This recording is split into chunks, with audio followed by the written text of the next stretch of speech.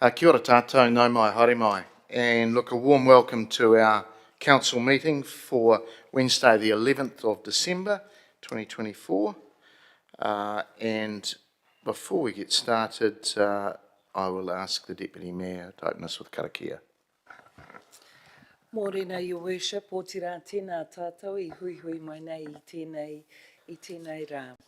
Greetings everyone. Tū tawa mai I runga, tū tawa mai I raro, tū tawa mai I roto, tū tawa mai I waho. Kia tau ai te mauri tū, te mauri ora, ki te katoa, haumi e, hui e, tāe ki. Tēnā koe I Worship. Kia ora. Thank you. Look, welcome everybody again, and to those online. The meeting is being recorded, it's being live streamed on the Council's YouTube channel. In terms of housekeeping and health and safety, an unlikely event of an emergency, and hearing the alarm, we will exit via the green signs and we will assemble to the clock tower in the square to Maraehine. It is a non-smoking facility, and again, unlike the event of needing a defibrillator, that is located in the customer services area on the ground floor. Any incident, please report them to our committee administration. To officers and speakers to this morning, please, and probably this afternoon, and depending on how you go, maybe tomorrow morning as well. If you could please mention your name and your title in the first instance. And we have online Councillor Orfeh Mickelard, and we will now go to our second order of business, which is apologies. And we have a recommendation that Council receive apologies from the Deputy Mayor for early departure for a period and then coming back again, and Councillor Rachel Bowen for late arrival. I'm happy to move those. Can I have a seconder? Thank you, Councillor Dennison. Being no commentary, we will vote, please.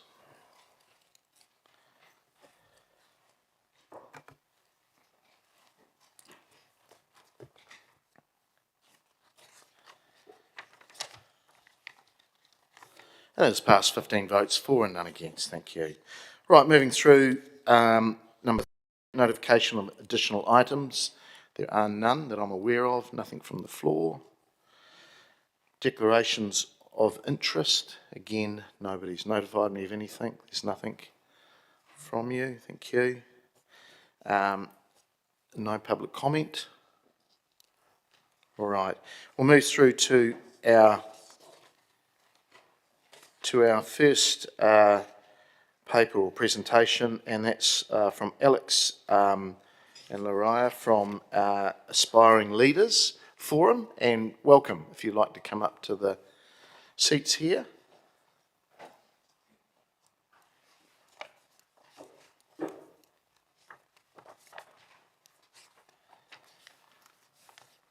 And if you push the button there, it will bring things up. That's it. Great. And we'll get your PowerPoint up. Right. Over to you, Lariah and Alex. Good morning, everyone. My name is Leora Jane Ryan, and with me today is Alex Murray. We are deeply grateful to Mayor Grant Smith for nominating us for the Aspiring Leaders Forum 2024. Today, we've come before you to share our reflection on this journey. Before diving into my reflection, I thought I'd tell you a little bit about myself.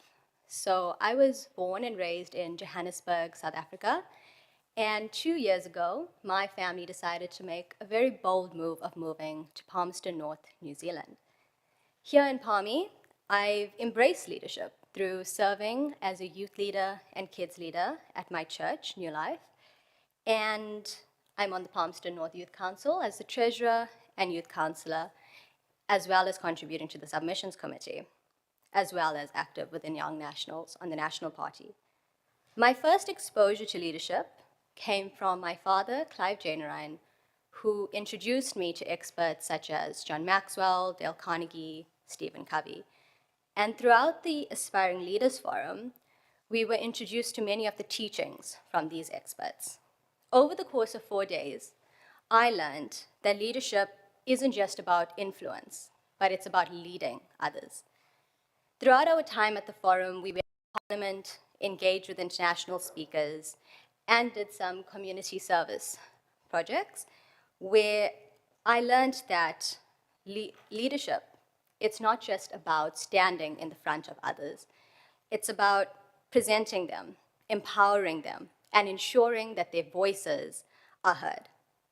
This forum has taught me that leadership is about building trust, listening to others, and cultivating a shared purpose. One of the most impactful moments of the forum was through our community service project. We dug out weeds and planted trees. On the surface, this is a very simple act, but the deeper meaning is what resonated with me.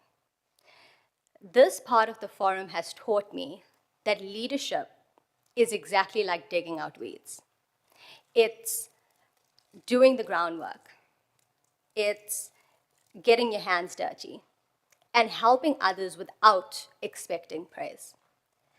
This forum has taught me that the core of servant leadership is doing things that's going to empower others when it's not easy and it's not glamorous. That is what leadership is. And the core of this forum is servant leadership. Furthermore, I'm committed to using what I've learned in every area of my life, may it be work, church, or youth council. I'm committed to using the principles of this forum to be a better leader, but mainly to be a better servant to those around me. In conclusion, the Aspiring Leaders Forum has taught me that leadership is about impact, but specifically the impact that you have on others. I want to thank Mayor Grant Smith once again for investing in Alex and myself. Your investment in the future of Palmerston North and the younger people is an investment to the city and this country. As we look forward, I learned something that I want to share with each of you. It's that leadership is not a one-person job. It starts with those of influence, but it's carried by each and every one of us. It starts with all of you, but it's carried by us. Thank you. Good morning, everyone. Thank you for having Leora and I. And again, I just want to thank the Mayor for his unreserved support for us in attending the Aspiring Leaders Forum back in August. Just like Leora, I'll just tell you a little bit about myself. I'm involved in quite a few committees with Youthline, Central North Island, Massey, Youth Council, Council as well. I'm on the Creative Communities scheme and also with the Young Nats, and I know when you're in meetings it's quite hard to take photos and actually show the work you do, so up there is a few of the other photos from the past few years from what I've given back to the city. So that's a bit about me. But when it comes to the forum, my biggest takeaway was disagreeing agreeably. It's a relatively simple concept, but it's not really used in our society. It's grown more, the political divide has grown, it's becoming more polarized. One of the stats that really resonated with me was 22% of New Zealanders wouldn't want to live in the same neighbourhood as someone with differing political views, and that's a very stark statistic. So it was really kind of encouraged throughout the forum from different people, from Greg Fleming, who's up there, the MP for Mungakeke, and then the John Elliott, who I did a mihi whakatau for, and the main panel where it was encouraged was with Tim Wilson from the Maxim Institute, and there were 3 things that he suggested to help you disagree agreeably. The first one was listen. Everyone has a right to be heard. Even if you passionately disagree with the other person, there's no harm in listening to them. The second one was finding common ground. You may have other stuff in common with that person. You can still build a relationship with that person and put your differing views aside. And the third one was widening your circles. So meeting and networking and talking with people who do have the differing views to yourself. And one thing that Greg Fleming said was separate what the person is saying from who they are. Yes, what they're saying comes from lived experience and their judgment, but it's not the whole part of who they are. They have other attributes, which really resonated with me. And he talked about when he's in the chamber in Parliament, he enacts that himself. I found that was my big takeaway. Also, if you can see in the top right, we had a little sports day. I'm not the most sporty person out there. I'm very competitive, so it was a relief to me that we won that competition, so that was quite good. And then in the top left, to round off the event, we had a barn dance with everybody, so that was just kind of a little get together and a farewell. That was really, really cool. So just like to say thank you for your time, and I'll open the floor to questions. Great. Thanks, Leora and Alex. I'll open it up. Councillor Johnson. Thanks, Mr. Mayor. Thanks, Leora and Alex, for coming in and doing the presentation. I'm interested to hear what you think the difference is about leadership in an Aotearoa New Zealand context compared to perhaps being a leader in another part of the world.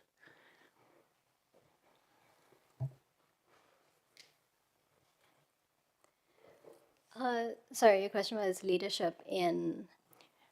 Leadership in an Aotearoa New Zealand context. So what is different, do you think, or do you believe nothing is different about being a leader in this country compared to another country in the world? One thing coming from overseas that I've noticed in New Zealand was that the community is very involved here, and I find that as a huge demonstration of leadership. Leadership is about going into the community, and it's about building relationships with people, building trust with them and knowing that they can depend and rely on you. It's not really about standing in the front and telling someone what to do. And I think that is what leadership is within the country as the whole of New Zealand. It's about getting involved within the community and showing them that you shouldn't just trust me, but there's reason you should trust me because of what I'm doing in here. Did that answer your question? Well, I mean, I'm just interested to hear your response. Yeah. Yes. No. So from what we've learned, especially from our time in Parliament, where Nancy Liu was someone that really stood out to me, and that's one thing that she said was, it's the involvement and being in there with the people, listening to them, and not just taking it with a grain of salt, but really doing something about it. Did you want to say something, Alex? Yeah, I mean, I haven't had quite the overseas experience and can't really speak to that. But what I would say is I do agree with Leora that my sense of the leadership from the forum was it wasn't just the best of the best. It was also growing potential, people that were interested, and you didn't have to be the best to go to the forum, if that makes sense. It was, if you can still grow to be a leader in your field, it doesn't have to be a political leader, it doesn't have to be a leader of a sports team, it can be a leader of a small community group or a passion project or something, or just even like a representative role of something that you're passionate about. And that's what the forum really was. It was a whole bunch of people that were passionate about something, and that's why they were nominated to go, if that makes sense. I think that's and it was from all over New Zealand, so that's why I think we can speak to that. There were people from way down south all the way up north, and it was the kind of the same across. So I think, yeah, just you didn't have to be the best to be a leader there. Yeah, thank you. Mr Mayor. All right. Thank you both, and appreciate you coming in to share your learnings and views. Appreciate that. All right. Go back to the gallery now. Thank you. All right. We just have a recommendation to council there that we receive the presentation for information. I'm happy to move that. Seconded by the Deputy Mayor. There being no commentary, we will vote, please.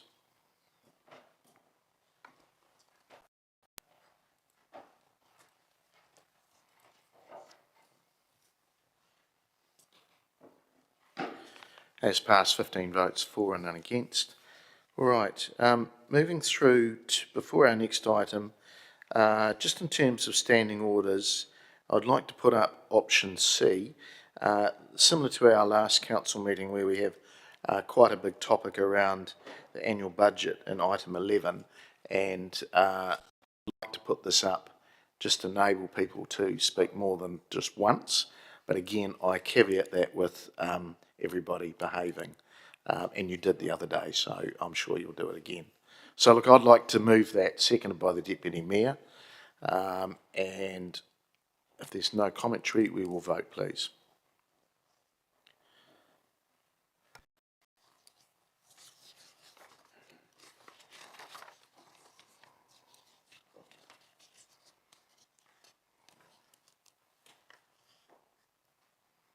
And that has passed, 14 votes for and 1 against. All right. Moving through to number 7 and 23. I'll take them together unless somebody doesn't want that to happen. That the minutes of our ordinary council meeting of the 6th of November 2024, Part 1 public and Part 2. Part 2 confidential be confirmed as a true and correct record. I'm happy to move those, seconded by the Deputy Mayor. No matters arising. There being none, we will vote, please.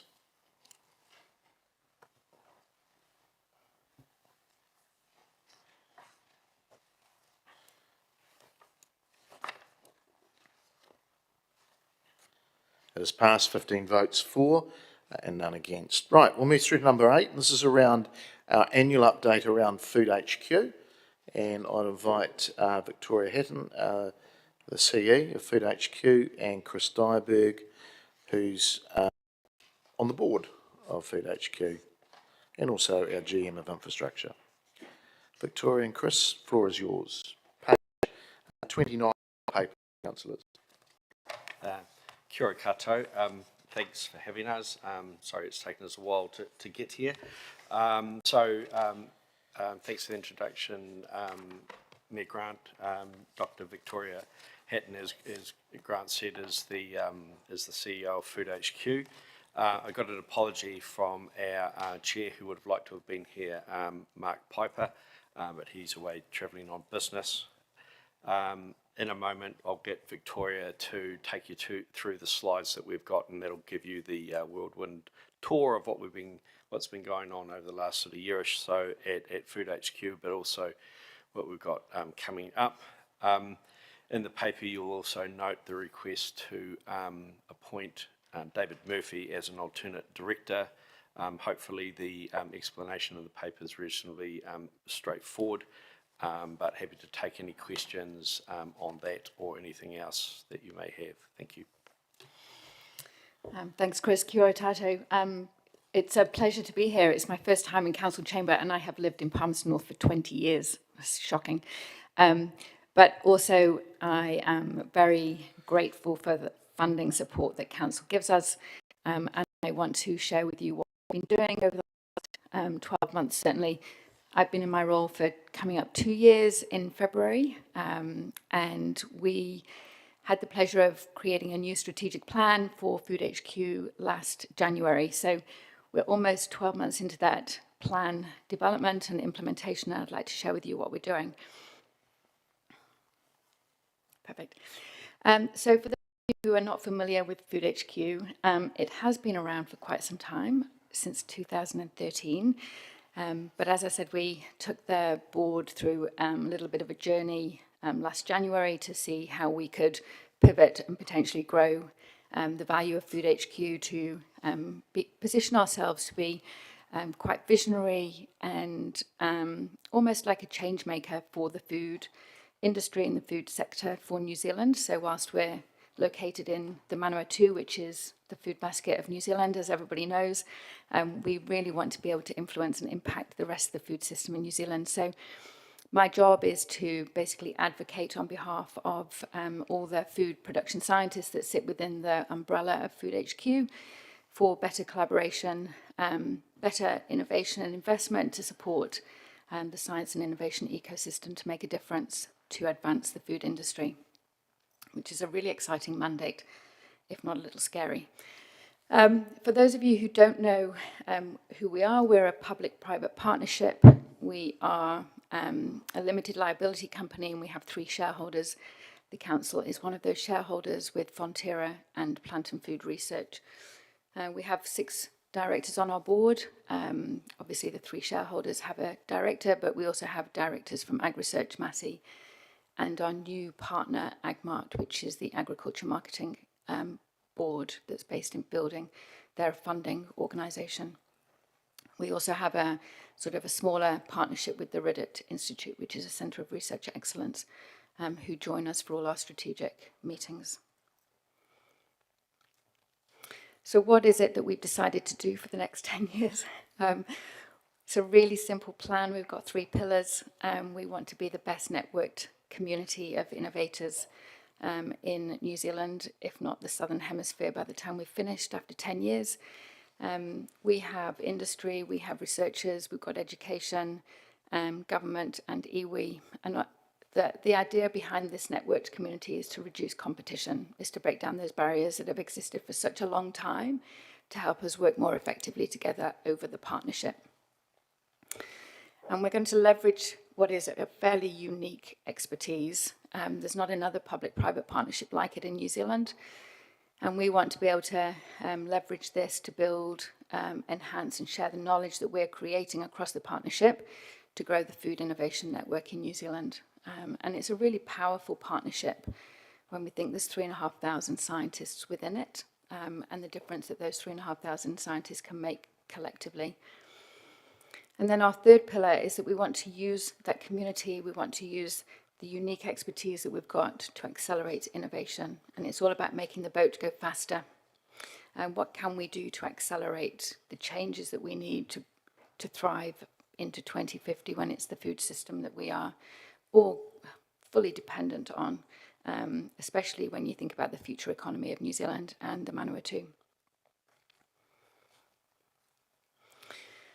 So when we decided to do an update to council, I kind of looked at the long-term plan just to make sure that we're actually delivering value for money from the ratepayers. And I was actually really overwhelmed with just how much we deliver into the local community and the goals of the long-term plan for council.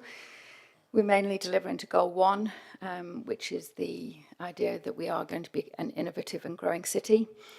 And there's 4 elements of that goal that that I can quite honestly say that we deliver.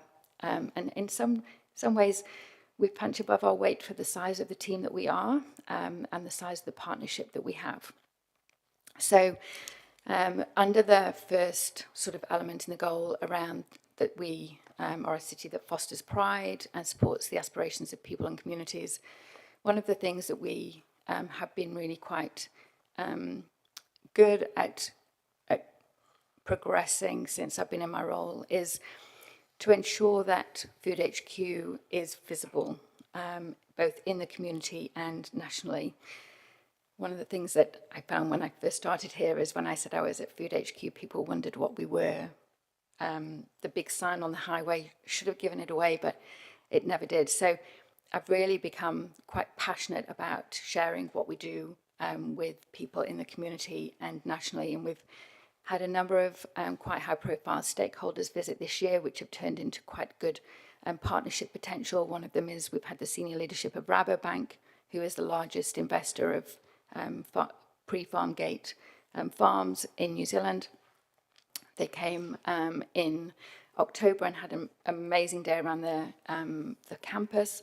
And we've also hosted the senior leadership team of Woolworths this year, who are really excited about the opportunity to partner with Food HQ to deliver innovation within the Woolworths New Zealand ecosystem. But we also host breakfast events every 6 months. It would be lovely if you would like to join us for one of those. The invitation is open. The last one we did was at the Food Pilot at Massey, and we had 49 people from across the community join us for breakfast.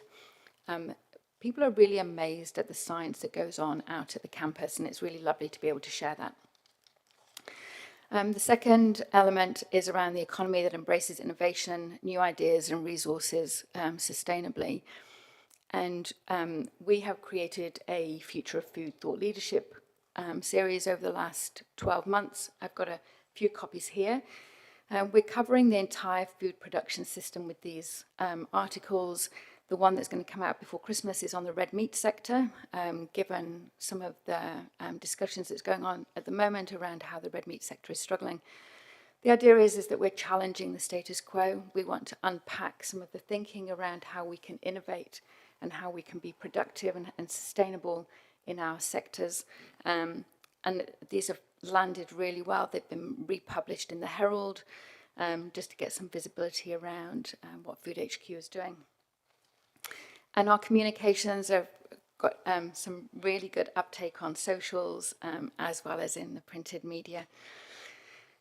So keep a lookout for some of those. We've got one on aquaculture coming out, which is a really big element of Plant and Food Research's work plan over the next 5 years.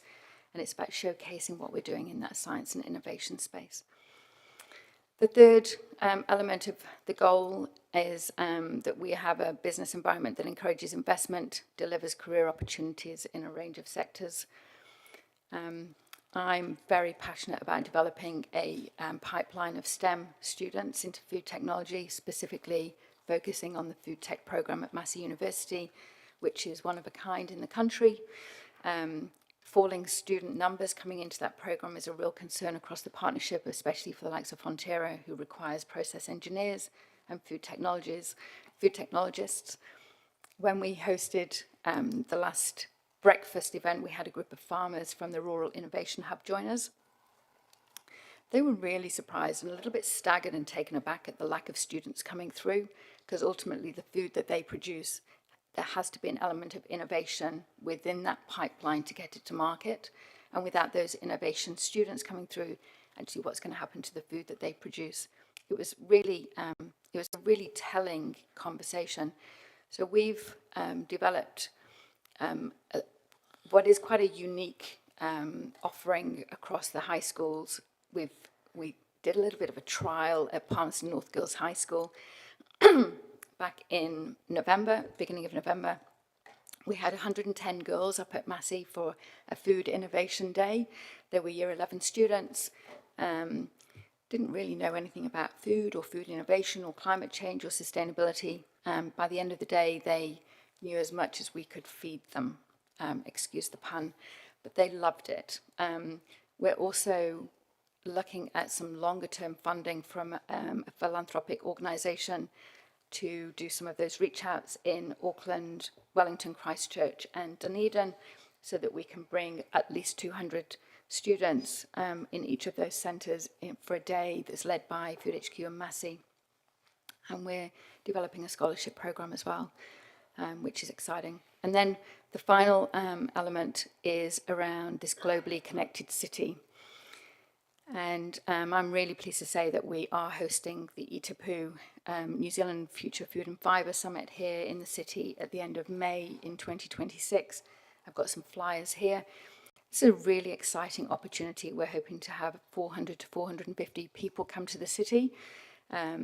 We've got support from Woolworths, KPMG, which is one of the top 4 consulting companies, Rabobank, and a range of others to create this summit to be the cornerstone event for the food and fibre sector going forward, which is great, not just for Food HQ, but for the city as well, because it just showcases that we are truly the food basket of New Zealand if we can pull this off. So let me tell you a little bit more about that. because it is exciting. It'll be at Fly Palmy Arena. There's 2 days of summit and there's a half day of field trips. So we are looking to showcase the food ecosystem in the city. So we've got a field trip that takes in the distribution and logistics centre that's new, that CEDA are going to run on our behalf. We've got a half day at Fonterra and Plant and Food Research, which highlights the science and innovation that's taking place. And then we've got a half day on farm out at Matt Hocken and James Stewart's farm, which are both like nationally leading examples of dairy farming, and we have it right here on our doorstep. And that'll be completed that the 26th. We'll have a dinner on farm, which will be quite fun at Matt Hocken's farm. So there'll be 150 of us out on farm, which hopefully will be sponsored by Rabobank, fingers crossed. And then 2 days of summit, and the theme is growing together, which is really good in terms of an overall theme for how we are as a city and how I want to build our stakeholder community. So we've got 4 sessions, which is around how we are placed in the world from a food production perspective, how we're going to grow investment, growing value according to government targets to double the value of exports by 2035, and then how we grow our future. We've got a mix of sectors and subsystems, so from meat, dairy, alternatives. We've got people coming in from the States, from Australia to talk from the UK. So it's going to be a truly international audience. We've got a group of young farmers who are going to do a panel event on what their future looks like through their eyes. So it's shaping up to be a great agenda, which is really exciting. So finally, I'm conscious that I've probably taken up way too much time. And now my clicker stopped. We've just started collecting some numbers to show how our reach is growing. So these are sort of very new and probably very small in your eyes, but for us, actually it starts to show that we are making a little bit of a difference in New Zealand. We've grown our following on LinkedIn by about 700 followers, which if you're on LinkedIn, that's pretty tricky to do some days. But also for eTipu, which is the summit, we're growing followers on that LinkedIn social site too, showing that people are starting to take an interest in what we're doing. And then we've just started publishing a newsletter. If you want to be on that distribution list, let us know. It talks about what we do, and we've got an email distribution list of just over 2,000 and a following of about 600 to 700 people on YouTube who sign in to watch my vlog.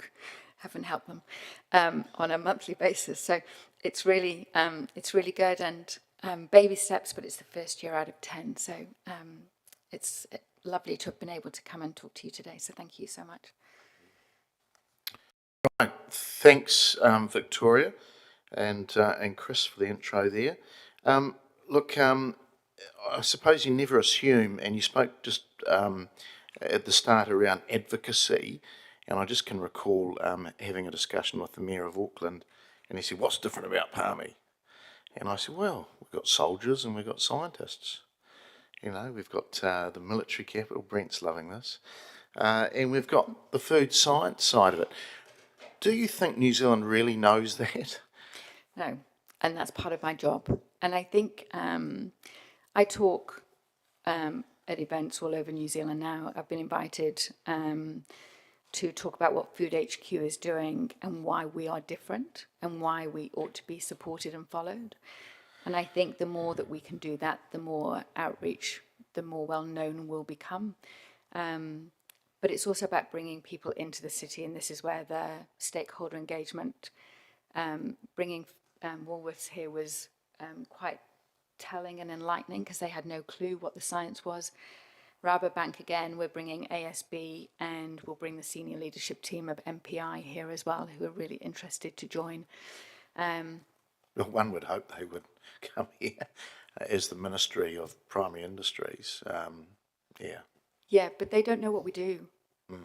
They have got no idea when we open the door what goes on behind it. So Yeah. Okay, all right. And look, and it's great that you're getting to the STEM students. I think that's fantastic. The city's had some differences with Massey in recent times, and it'd be fair to say that they've got a very online focus.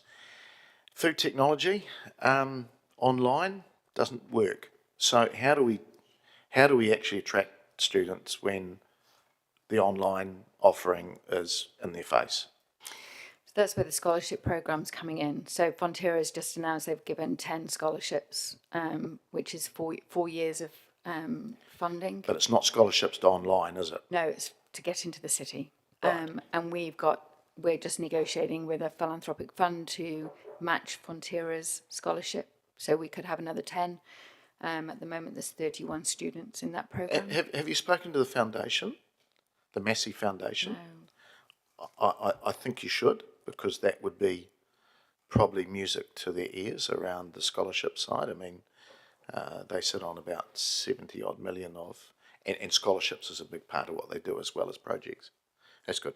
All right, I'll let some others speak. Councillor Wood. Well, thank you, Mr. Mayor. Thank you both for presenting. Just one question from me. What sort of measures do you have in place to determine whether or not you're achieving the goals set out in your plan? So what would success look like? What does it look like when we are New Zealand's best networked food innovation community, or that we're leveraging your expertise or accelerating innovation? How would you measure that? That's a great question. And it is about having KPIs within the work plan that we've got. So when we talk about best network, that's about breaking the barriers down across the partnership. We've got some work going on with Fonterra, Plant and Food and Ag Research at the moment, which is about sharing talent. So instead of competing for the same talent pool, they're opening the doors to share that. And that's about being able to create contracts. So having it's pretty hard to have a quantitative KPI on that. But success is shown by how many vacancies are left within those organisations and how many contracts are established to share talent, which is something we can report on. Thank you. Thank you. Councillor Barrett. Thank you, Mr. Mayor. Thanks, Victoria, for being here presenting and all the work that you're doing on behalf of Food HQ. Just wanted to follow up around the networking and the connection, and just, I guess, bring that a little bit closer to home, that we often hear about the 3,000 scientists and researchers. How many of those people know Food HQ? I'd say way more than they did 2 years ago. And why is that, and what are you doing there? Great question. So basically, I jump into webinars across all of the partners to talk about what we're doing at Food HQ. The last one we did at Ag Research, we had something like 220 scientists join. The same with Fonterra. I regularly am across the road talking about what we're doing, and Massey. Great, thanks. So that's examples reaching into organizations.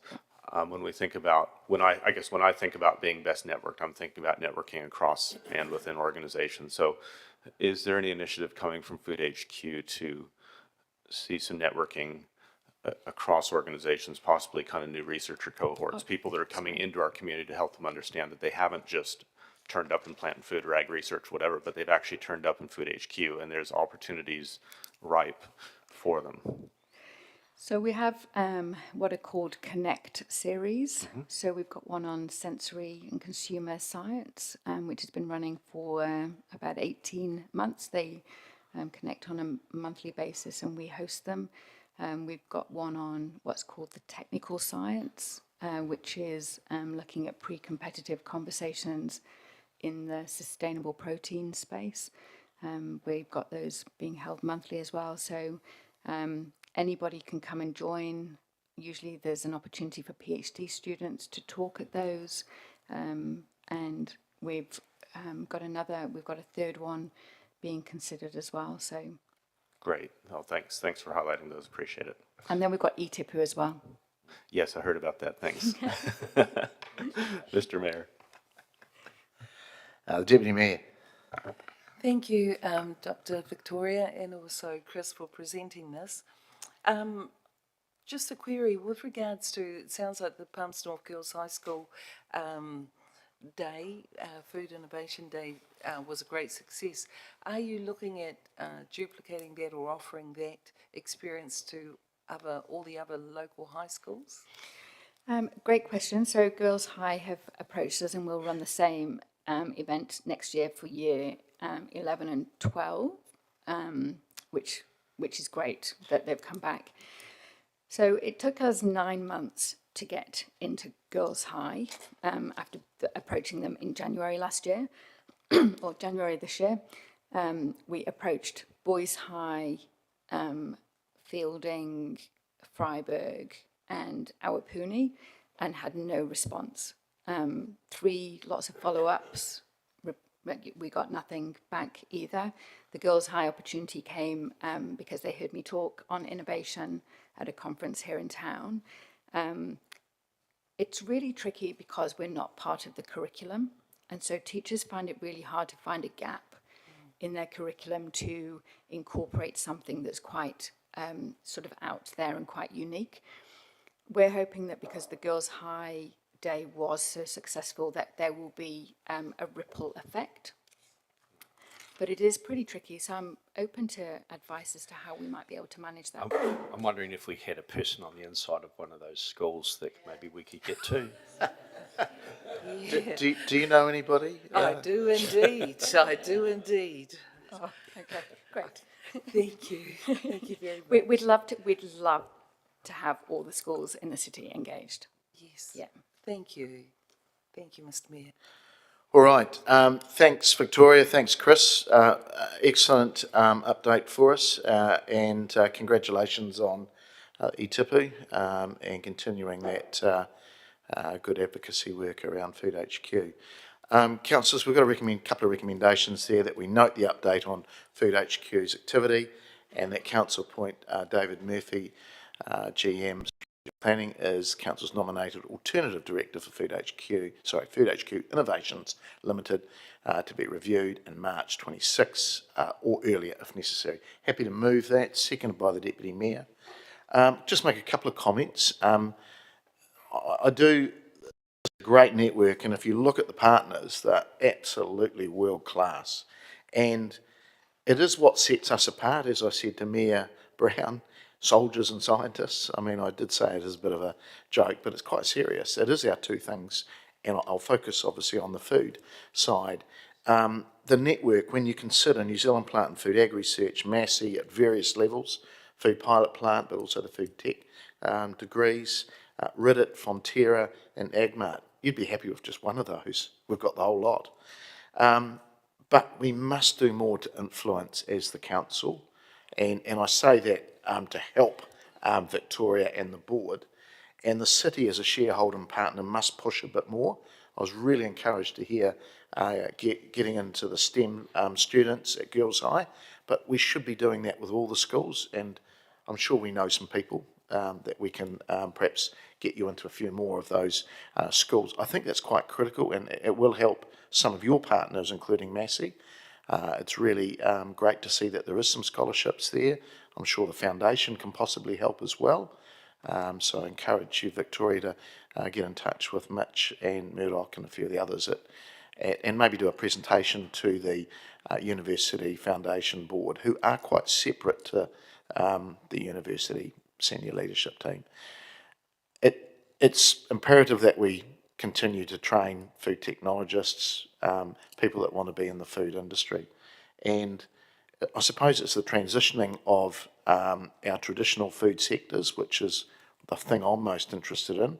I know there's lots of research and study around new foods, changing what we eat, and I think we're well advanced in that area. But it's that 85% of the traditional, which, you spoke about the red meat sector, but, there's the white meat sector, seafood, there's a whole lot of other diverse parts of our food supply chain that need some help. And I think Food HQ, that's where it's, I think its little sweet spot can be. I think it's great that you've got the eTipu conference, and to hear that some of the partners you've got, the likes of Woolworths, Rabobank, Admart and a few others, That's fantastic. And again, I think it's up to the city to continue to promote that. And looking forward to hearing perhaps who some of the speakers are, and getting into some of the other food organisations and encouraging them to come. The commercial food sector should all be there. And also we can't forget about the fibre too, you know, the wool industry, which I hope makes a resurrection again, but also our forestry sectors, and there's plenty of them around us as well. Okay, to the scientist in the room, Councillor Barrett.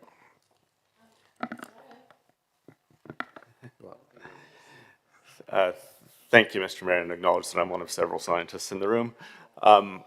Very much appreciate hearing from Dr. Hatton today, and the update around Food HQ. Really exciting and encouraging to hear the networking focus there in particular, and how some of that networking is reaching globally, but also how some of that networking is reaching locally and into the organizations and directly connecting with some of those thousands of researchers that are here in the Manawatu and here in the city.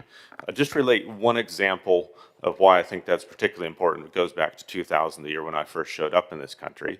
And it actually is quite relevant in this chamber, because when I showed up, one of the things that happened within that first year is that there was a meet and greet networking event across the cohort of new scientists that had come into the community. And it was at that point that I worked out that I hadn't just landed in a little tiny pocket in the corner of ag-research, but I'd actually landed in the middle of a much wider science and innovation system. And at that, the mayor at the time, Mayor White, actually showed up and spoke a little bit. And I thought it was actually quite a good function for me as a new researcher coming in as a, somewhat younger than I am now guy, looking at the community that I had found myself in. And these same organizations today continuing to receive people from all corners of the world into this corner of the world. And I think it's a really nice opportunity that we could consider around making sure that those people are well welcomed and well networked from day one. It certainly worked out in my case. I mean, I'm still here 24 years later, and I think that that could really do something in terms of retention as well as productivity, and would be worth us considering as an opportunity in the future. Thank you, Mr. Mayor. Councillor Happada. Thanks, Mr. Mayor. I just want to say thank you to Food HQ for all the work that they do for our economy and for what they do for food research. So thank you very much for what you do, and we really appreciate all the work that is done in the community for food research and for our economy. Thank you. Okay, that's our commentary done. So we've got the two recommendations there. Councillors, if we could vote, please.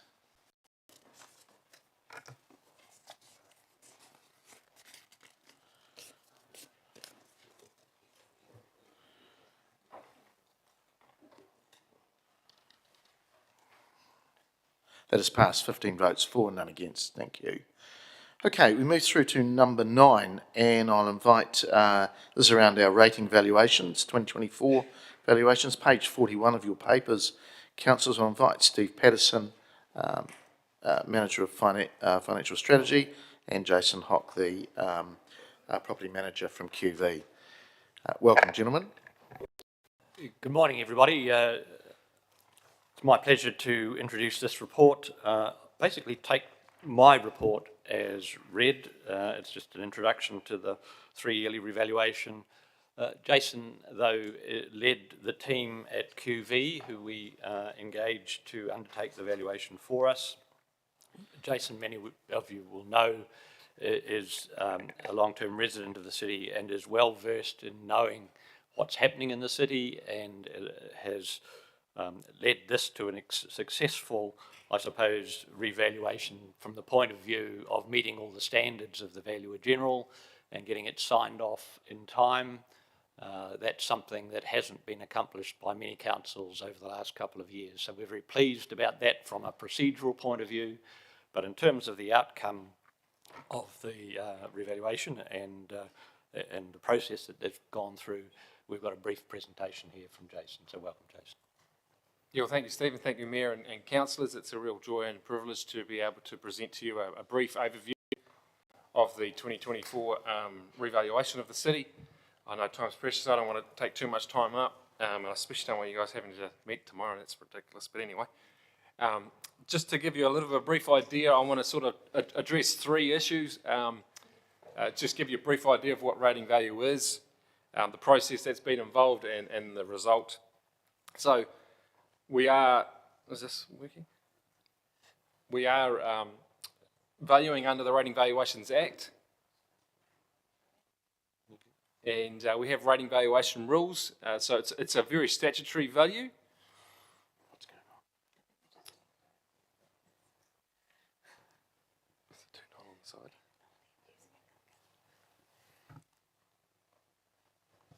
Oh, we are working, aren't we? No. Can we turn it on? Right, okay, that wasn't on. Thank you. Okay. Thank you. And so yeah, this revaluation started back at the beginning of the year where we were monitoring the market. We finalised it with audit with the Office of the Valuer General, and that goes through quite a vigorous process, as Steve was alluding before. The accreditation, the approval is not something to be taken for granted.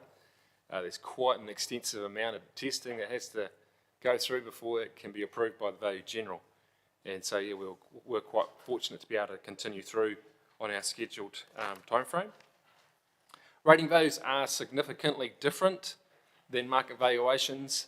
We are assessing a capital value, not a market value. The primary difference is we're not including chattel portion, and the capital value cannot be lower than the land value. And so that originally when the law was set, that wasn't something that was such a big deal, but it's becoming a significant issue now. Especially with earthquake-prone buildings and dwellings in very, very poor condition.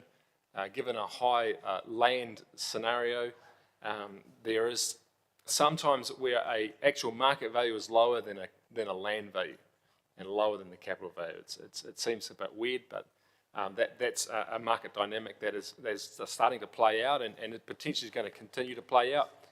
We are stationary from the perspective of one effective date for every single property in the city. So the effective date for the city is the 1st of September 2024.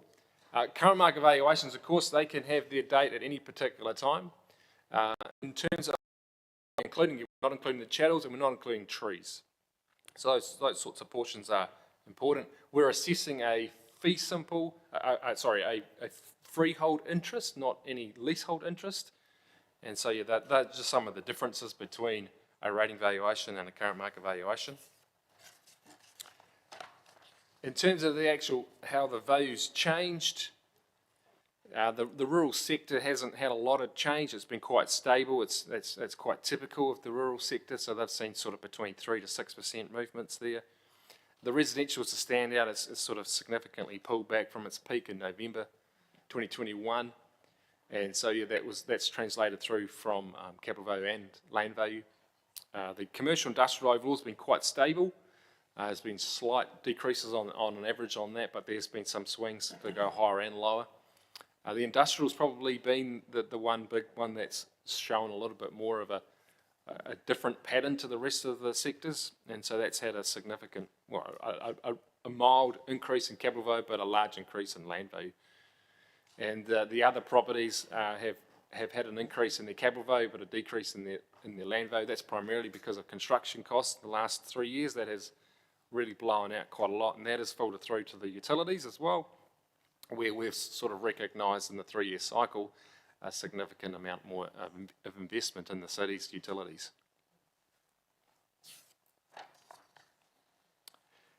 So this chart just shows you the changes in the value. Just pretty much just relaying what I've sort of already shared to you. Not much change in the rural, the residential down, the commercial quite stable, and the industrial high, utilities a lot higher. This is capital value by sector. The city is quite largely weighted towards the residential. So 62.9% of the capital value is associated to residential properties. There's still some large, significant portions associated to capital value and to commercial properties and to industrial properties. And of course, to the others, the rural portion is quite small overall. This also translates into the land value as a sector. So yeah, the land value is still quite highly geared towards the residential properties, and also still significant portions for the commercial and for the industrial. The property mix, so the number of properties, so there's 86.2% of all the properties or all the rating units in the district are associated to residential, which is quite a high portion, but not anything unusual for a city. Looking at the movements in the last 3 years, since the last revaluation year, we continue to increase after our effective date in 2021. We did sort of peak there more in October, November, and then we pulled back quite a significant amount in 2022. The market overall has been fairly flat and consistent, stable since about March 2023, so it's been quite good. In terms of how Palmy relates to the national average, our upper quartile is pretty much in alignment with the national average. Sort of sitting there currently with an average of 631,000. This is a little bit of a snapshot in terms of numbers. I like numbers, and so this just shows different areas in the city, the number of properties in that area, average capital value, average land value for 2024, the percentage change and the percentage change for capital value land value, and also the nominal change that translates through. And so this picture really does show you quite a good snapshot of what's happened in the residential. And I like to group the lifestyle because there's a lot of fluidity between these two markets. And so this is tiered from the lower area to the higher area in terms of capital value range. And so it shows a pretty consistent pattern in the fact that the lower value properties have had the higher percentage reduction in both capital value and land value, but overall the nominal change that's occurred, that has still been technically the lower nominal change, where the properties which had more value back in 21 have had nominally more taken off to them, even though the percentage has been lower. So in the business area, the rents are mostly quite stable in the commercial. It's sort of ranging, in the prime stuff between 300 and 850. That's quite a big range, but that covers off a lot of the city. It's sort of the average is more like 160 to 350 in terms of rent range, and then the industrial prime is between 100 to 180, and the industrial average is 70 to 130. In the last 3 years, there's actually been quite a large increase in industrial rents, predominantly in the western and northern industrial precincts. And the yields themselves, they're still fairly low on a national basis. The modern stuff between that 5 to 6.5% range, and the average between 7.5 and 9. Industrial, pretty similar overall to the commercial sector. In terms of the rural, that's been quite flat, quite stable. Not much change in there. There's slight reductions. And so those sort of rates range between 18,000 hectare to 65,000 hectare for good flat land, and then undulating easy land between 5,000 and 20,000 hectare, medium hill between 2,000 and 15,000.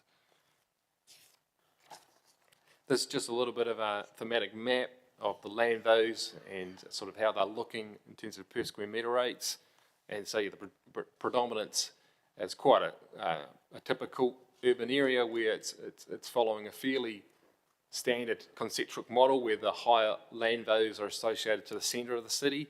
But there are exceptions, of course, to that rule, and so Hokowhitu generally tends to be a more preferred area for most people to live in, and then that tears away into certain areas.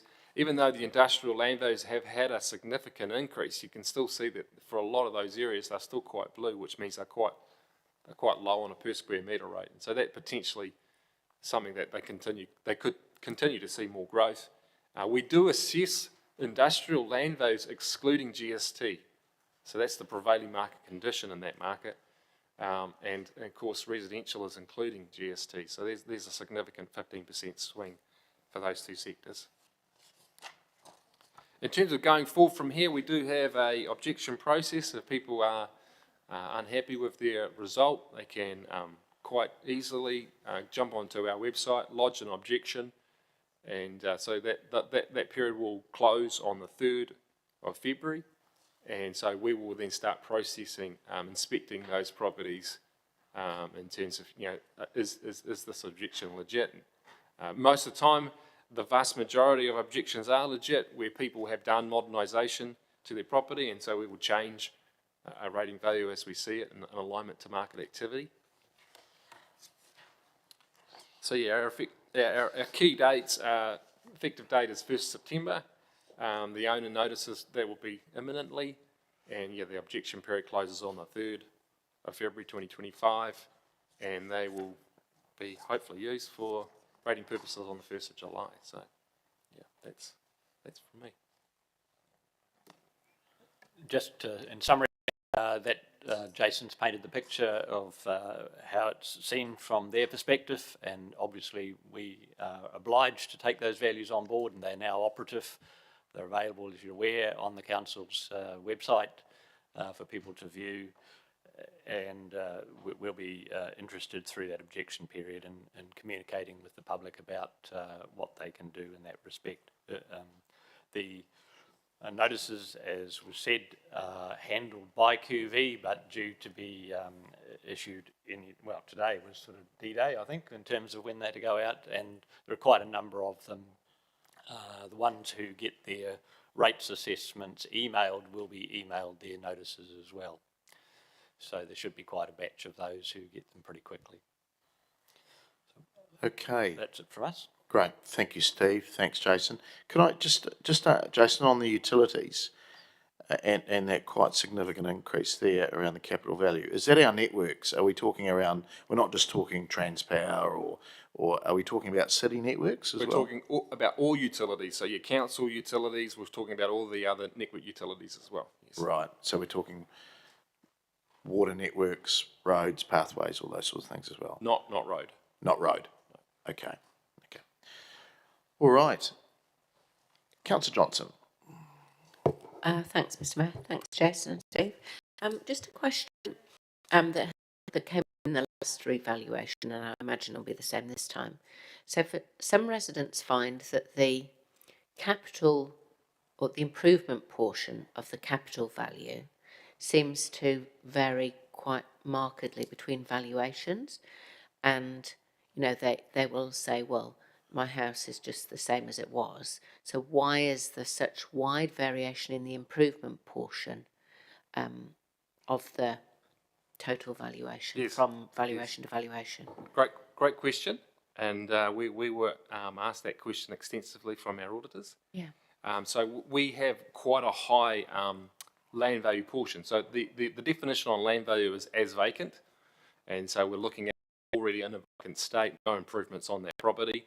What would that land sell for on that effective date? Yeah. In effect? And so the land condition for the city, people are paying quite a lot for land throughout the whole city. But then when it comes to the final product with a improvement on it, dwelling primarily, how much then are people willing to pay beyond that vacant land value? And that's been a significant issue for the city, that some people see an existing improvement on it as a little bit of a liability, only mainly because the land's not being utilised to its highest and best use. And so sometimes people are sort of considering, okay, well, can I subdivide around that property to unleash a lot of value out of it, or the dwelling itself is potentially in the wrong position. And so, well, what do I do with it? Do I move it, or do I get rid of it? And then I can start unlocking a lot of that landability that's there. And so, yeah, that's a significant reason why there is quite a low, sometimes, portion in the value of the improvements, and why they sometimes can be quite a large one. There's quite a lot of factors that we're sort of looking at on an individual basis. So as you can imagine, 30,000 properties is quite a lot of sort of looking at the market for each particular property and how it applies in terms of value to that particular property. Yeah. So would you expect that the proportion or the ratio, if you like, to change markedly between valuations? Good question. I don't have a crystal ball, but we can look from what we have had, and so there's been a significant change in that land value. But the land value generally is still the main driver of overall value, And so as that land value comes down, that overall value's been coming down. Will that continue into the future? I don't know. We're still in a very high land speculative type market in terms of ability that is there. And so will that dissipate? Possibly not. Okay, thank you. Councillor Wood. Thank you, Mr. Mayor. Thank you, Jason. I also like numbers, so I'd like to ask you about them. On page 43, table 2, your summary of new total values by category, I want to ask around residential your thoughts. I note that land values decreased by 23.8%, but obviously capital values only decreased by 15.2%, meaning disproportionately the improvements have held their value in comparison to land. Mostly, yes. Interested in your perspective as to why we're seeing that result. Yeah, good question. We've had this driver of land value being the ultimate driver of the capital value for quite some time. It's been going on for possibly over a decade. There is significant restraints on the city in terms of, we've been a flat city for such a long time, we can just sort of open up more development and off we go. And that kind of, to a certain degree, releases the ability in land quite quickly, and it doesn't provide some sort of a physical cap on where everything can happen.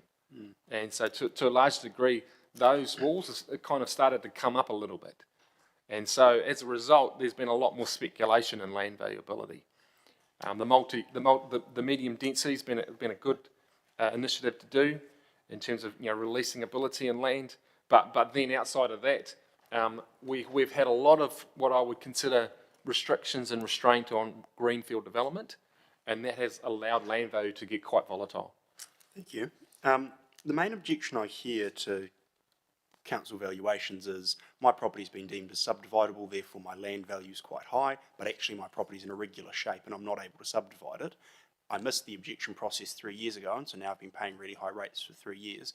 What mechanisms do you have in place for somebody who might miss the February objection for family reasons or personal reasons, whatever it may be, to seek some sort of recourse because their property's been deemed as subdividable, but in reality isn't? Yeah, so within section 16 of the Act, there is the ability for an owner to lodge a review of the rating value.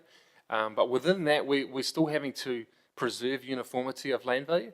And so as a lot of the factors that you sort of talk about in terms of shape and everything like that, they are something that we sort of really honed in on in quite a big detail on every single property.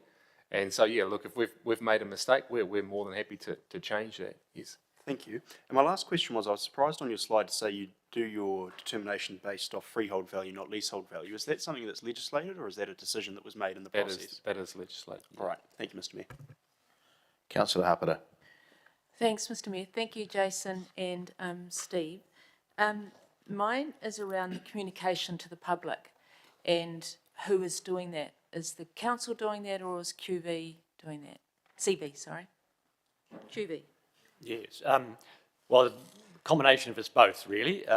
In terms of the responsibility for issuing the notices, QV are doing that, and that's their responsibility as part of their contract with us. In terms of the publicity about the fact of what the values are, we've been issuing the odd notice and have stuff on our social media and the like about it, encouraging people to look. I imagine we've had quite a lot, I haven't double checked, quite a lot of activity, people looking at our website to check out what the story is for them already. And on that website it's pretty clear as well as to what people can do if they're going to want to object. So we're obviously, so that's the valuation side of it, and of course the whole rating side we'll be working on later. So those people that don't have social media and don't do social media, are we doing it any other way? Are they getting a formal valuation in the mail? Would that come from? Yeah, they get a formal notice. When will that happen? It's due to be issued today. Today? Well, that's when they've gone to post today, is what I'm advised. And so there'll be those who get them emailed will be emailed within the next day or so, and the postage will start from now over the next week or so. And that's when they'll be notified that they can put an objection in by the Yes, in that notice it gives them stuff. We've actually included a brochure from the council in that notice, with that notice as well, reinforcing for them what they can do. Because some people's valuations have gone down by quite a lot. Absolutely. Okay, There's thank been you. there's been quite a varied change. So some have gone up and a lot have gone down by a lot. Thank you. Councillor Barrett. Thank you, Mr. Mayor. Thanks, Jason. Thanks, Steve.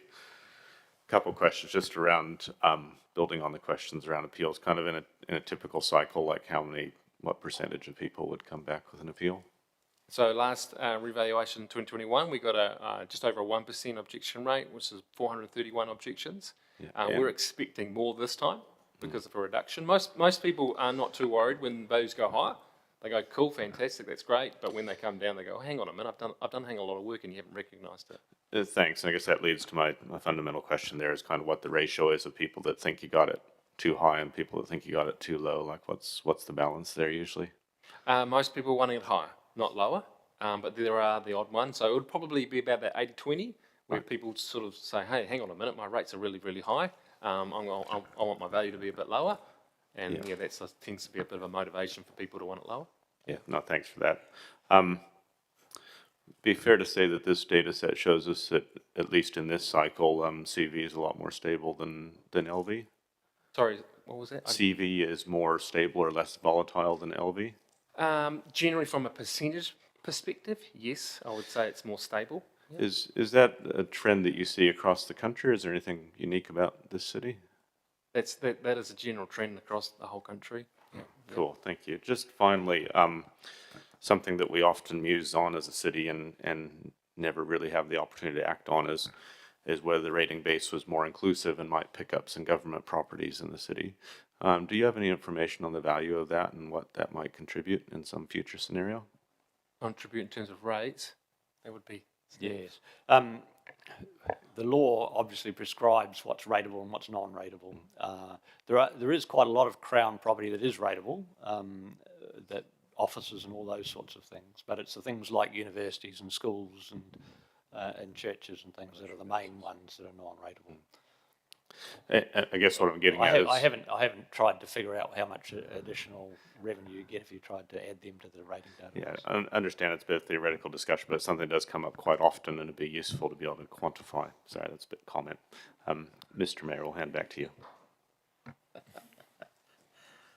You're forgiven. Councillor Naylor. Thanks, Steve and Jason. Just looking at the chart at the top of page 43, that's been referred to already. In terms of the utilities and other, where the capital value has increased 8% and 25%, I'm just interested to understand how many of those ratepayers would be government-funded organisations. Yeah, good question. So a large portion of those others would be non-rateable. Yep, absolutely. But there would still be quite a significant portion that would be rateable as well within that. Yep. That trend of land value coming down and capital value going up, that's quite a common trend over the last couple of years throughout the country, where the construction inflation cost has been quite significant. Other properties we tend to assess on optimal depreciation replacement cost, because we don't tend to have a lot of good sales evidence to determine where a value should be. But yeah, if the council wants to come along and build something, they're going to have to pay quite a fair bit for these types of properties, that's for sure. So what I mean is government-funded organisations like schools or hospitals or whatever, so where the source of the rates would be coming from government funds. Sorry, I'm not sure if I've explained my question. Yes, schools are non-rateable. So there'll be no effect to them. Yeah. So the in 2.7 the explanation in terms of the category for it says utilities and other, and then it says reserves and recreational facilities, educational and health establishments. Oh, okay. So this is just telling us the rates of those properties, but they don't all pay rates. I mean, the value of the property, but they don't all pay rates. That's the values, yes. Not okay. Rate, but some of them are non-rateable, yeah. Okay. So how many of those are rateable? This is total values, not the rateable value. Okay. Perhaps I'll ask that question in the next paper then. Thank you. Councillor Fitzgerald. Oh, thanks, Mr. Mayor. Thanks, Jason and Steve. Jason, I'm just looking at your third slide, rating valuations versus market valuations. where the rating valuation does not include plant chattels and trees, what is included in improvement value? So there is in section 2 of the Act, there is quite a detailed description of how all the values are to be. So yes, so chattels are not included. And so anything that's on a sort of a sales and purchase agreement at the bottom part, where an agent might say, hey, explicitly these are the chattels on the property, we would not be including those portions.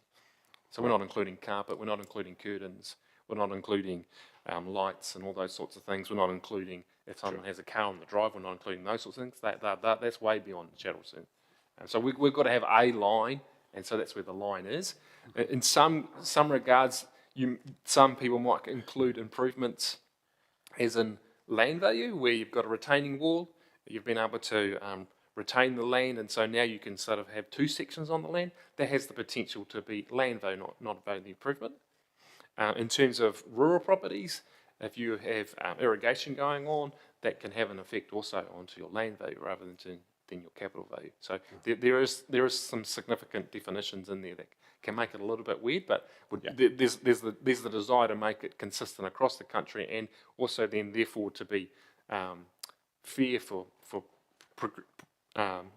distributing towards the rates. Distribution towards it, yeah. If I could just tag on. I was going to say, in the end, though, in terms of the calculation of the improved value, it's just a mathematical calculation taking the difference between what they've determined as the capital value and what they've determined as the land value. And when you say they, Steve, you're talking about QV. QV, in terms of the legislation, they don't value the value of improvements. We only care about two values. That's the capital value and the land value. And so the value of the improvements really is just the difference between those two. So we're not doing a summation per se, we're doing an elimination process. Sure. Does that apply for vacant sections as well? That applies for every property, yeah. Right, so if there's no improvement at all on the section, there'll be a portion that's attributed to an improvement value. Well, it depends what an improvement is too. So in some regards, if someone's come along and got building consent and it's all issued and everything like that, that can actually be an improvement to the property. Sure. Resource consent can also be an improvement to the property. So, prior to those two things happening? No, in terms of the land value would be vacant, and then, okay, this would be on top of that rather than, say, having a building of some sort. Yeah. Sure. Sorry, Mr. Reed, just one last one. Q, credible value, not council interprets the market value to inform the rates. We are completely independent, yeah, and we try to be as completely professionally objective as possible. In terms of determining value, and so we are very, very mindful of what market dynamics are, and so that's coming from sales. Sure. And so we just sit in basically in the seat of being a messenger of the market, saying, hey, look, from our view, this is what's happened in the market, this is the value for your particular property. Right. Yes. Is there a formula that informs that? Great question. There is no computer program currently that's generating rating values. Every single value is determined by a rating valuer. Yeah. So we have formulas that we sort of look at, that sort of make sense in terms of this is a scenario for this type of property and this particular property. We have a model that we've developed for land value, which we've found that has been very beneficial for making things very uniform and conform to market activity. Yeah. Sure. And last question, Mr. Mayor. One of your opening comments was, I think you gave an example where market value might or has sometimes in the past been lower than capital value. It generally is lower than capital value because of the chattel portion, yes. But it can be lower than the land value. Land value, okay. Yes. Wonderful. Thanks, Mr. Mayor. Thanks, Jason. Okay, that's the questions done. Thanks very much, Jason and Steve. And we have a recommendation to Council noting the 2024 city rating revaluation has been completed, and the new values with an effective date of 1 September 2024 have been authorised for implementation by the Valuer General through the issue of an unqualified audit opinion on the 29th of November 2024. I'm happy to move that, seconded by the Deputy Mayor, and I'll just open it up for any commentary.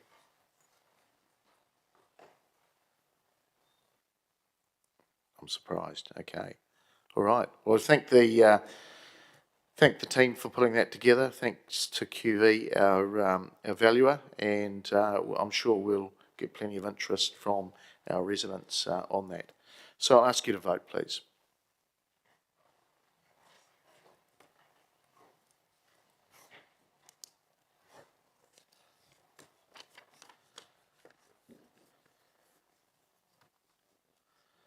and has passed 16 votes for and none against. Right. We'll take a quick break now, people. So back into the chamber at 22:11, thank you.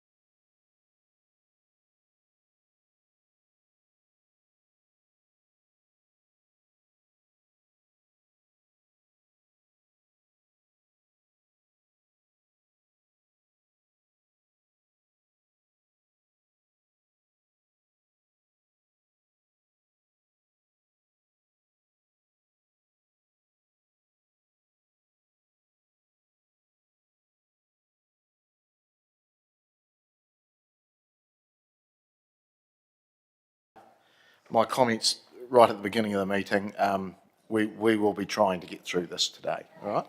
Yeah. That is very much in your hands. Okay. All right. Through to number 10 now on our order paper, page 53 of your papers, councillors. This is around 2024 rating valuations, the impact of rating incidents, and I'll invite Steve Patterson back to the table. Steve. Councillors, the report hopefully stands on its own in terms of being clear enough to you as to what the picture is about the potential impacts on rating incidents for next year. But I thought it would be worth just going through just a few brief slides to help reinforce what I think are the key things for you to think about, and for me to be able to get some guidance from you about your thinking, so that we can bring back material in February, which will enable us to have a consultation document that's meaningful. So today then we're going through briefly to look at potential impacts on incidents, possible ways of moderating those things. Oops, I'm sorry, the thing's going a bit sort of wonky there. And then looking at a few scenarios, and then seeking some feedback from you. So just to reinforce for you the things that are influencing the rates for 25-26. Not only is it the movement in the values compared to the average, which is the key issue, but also the fact that we're moving the proportion that's based on the land value to capital value as the second stage of that implementation plan.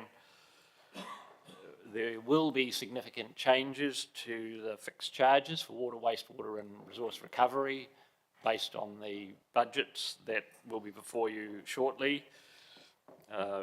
Obviously, if the UAGC was changed at all, that would influence rates incidents. And then the last component of that is if there are changes to the differentials in whatever way, that itself will influence incidents. So those 4 or 5 different things all combine to make it quite a complex story, if you like, in terms of trying to understand the way forward. A key thing that many people's immediate reaction is, good, my values are going down. Well, perhaps not good, my values are going down, but my values are going down. That means my rates will go down. That's not an unexpected sort of reaction from people, I suppose, because if you put yourself in the shoes of people who've got if you're looking at income tax, for example, that would be what happens because there's a fixed rate of tax. In the case of rates, though, this brief sort of outline here tries to show that the council needs a certain level of income no matter what, and even perhaps an increased level of income in order to deliver the level of services that are proposed. And so if the values reduce, then what we end up doing is charging a slightly higher rate in the dollar on the value in order to achieve the same level of income. So I think that's one of the more significant messages that we've tried to say out there publicly already, and in the brochure that is going out with the values, is that it's more complex than just the rate. The values go down, therefore the rates will go down on my property. In terms of the various proportions, as you know, we have a differential system with a number of categories. The main groupings of them are shown on this slide. And you look at the proportion of the value and then the proportion of the rates that's generated from those values. So in the current year, we've collecting about 62% of the rates from the single unit residential sector and 26% from the commercial industrial sector. And if all we did was change the values that we have sitting in the system and change nothing else, and then set the rates again, then that would be a significant change. Because of the increases proportionately in the values for commercial property and the reductions, or for some commercial properties, and the reductions for the residential, the proportions would change so that around 55% of the rates would be paid by residential people and 32 or 33 from the commercial, and a little bit of other change in other areas. But broadly, it's those two main categories where there would be roughly $10 to $11 million worth of rates that would transfer from one sector to the other. So I guess that, from my perspective, becomes one of the key things that we need to focus in on then. Is that an outcome that we're happy with or not? And I'll come to that a bit more soon.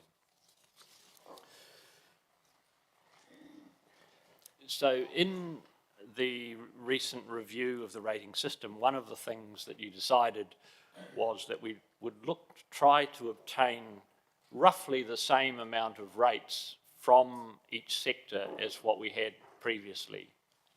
So we went about changing things in terms of differentials in order to achieve that outcome.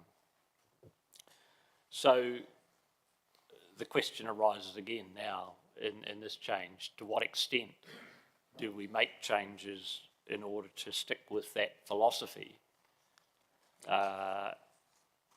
because of the level of the change that's involved here if we don't?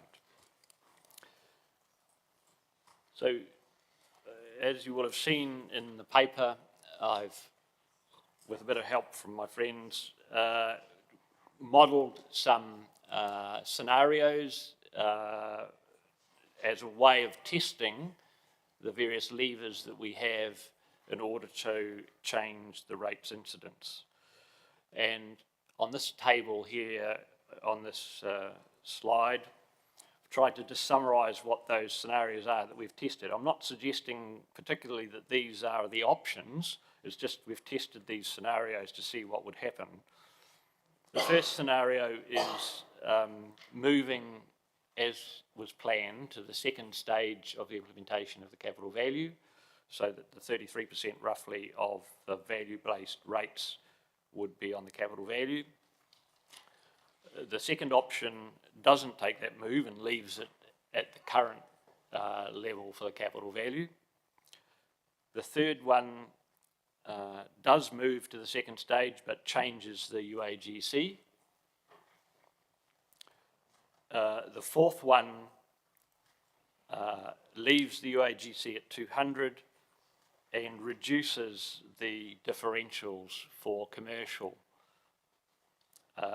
by the amounts that are shown on that slide, and also implements that further change to that rural semi-service group that the council agreed to from the last review. In addition to what we've got in the report, I've also had a fifth scenario here that's just showing another option, which is increasing the UAGC and reducing the surcharges for the values, but at different levels from what was in scenario 4. So if we apply those different scenarios, then this slide shows what would be the outcome in terms of the share of the total rates that would be borne by each group. At a very high level, the smaller groups look not too dissimilar, but if we look at the main difference between the single unit residential ones and the non-residential or commercial industrial, then the green colour represents what's happened in the current year proportionately, and each of those other 5 scenarios are shown there. So the one that ends up being nearest in total is that fifth scenario, where roughly 60% of the rates would be borne by the single unit residential sector. So in terms of what we are looking, I suppose, to do is I'll just mention the process moving forward from here. Today, the main thing we're trying to judge from you is about how much each sector should wear, really, because that will enable us. We need to put a peg in the ground to a degree for that, because everything else follows from that in terms of the discussion about what's done within each group. So that's for today. On the 12th of February, when we're proposing to come back with the draft of the CD, that will need to be developed in a way that has options. Well, we're also reporting back with the particular options that we'd be suggesting for you to consider, and then that leads to an adoption in March, in the rest of the process you're aware of there. So as you're aware, I circulated a number of other slides with details, but I'm not proposing to go through those today. So from my perspective, that's my presentation. I just welcome any questions. Thanks, Steve. A couple of questions in the queue there. Can I just understand, that incidence by categories, and is it categorically correct that rates won't fall if, say we did agree to something around looking at scenario 4 or 5, would that enable some rates to fall, i.e. residential? Well, you will have seen, I think, in some of the other tables and graphs that it's dependent upon what the value movements have been by individual properties compared with the average for that group. And not only that, it's what the relationship is between their capital and their land values, giving the move to progressively more on the capital value. So there's not a simple answer to it. So there will be some people whose rates would decrease, as you'll see in some of those graphs. Yep. But not only just the residential ones, but some of the commercial ones as well. Okay, all right. So there possibly is some movement, yeah. Okay, all right. I'll throw it to questions. Councillor Johnson. Thanks, Mr. Mayor. Thanks, Steve. In the past, we've used the levers of changing the UAGC and changing the differentials to provide smoothing, haven't we? Sorry, you need your microphone, otherwise people Yes, can't hear. Why this time are you suggesting changing the progression to capital value? No, I'm not suggesting we change it.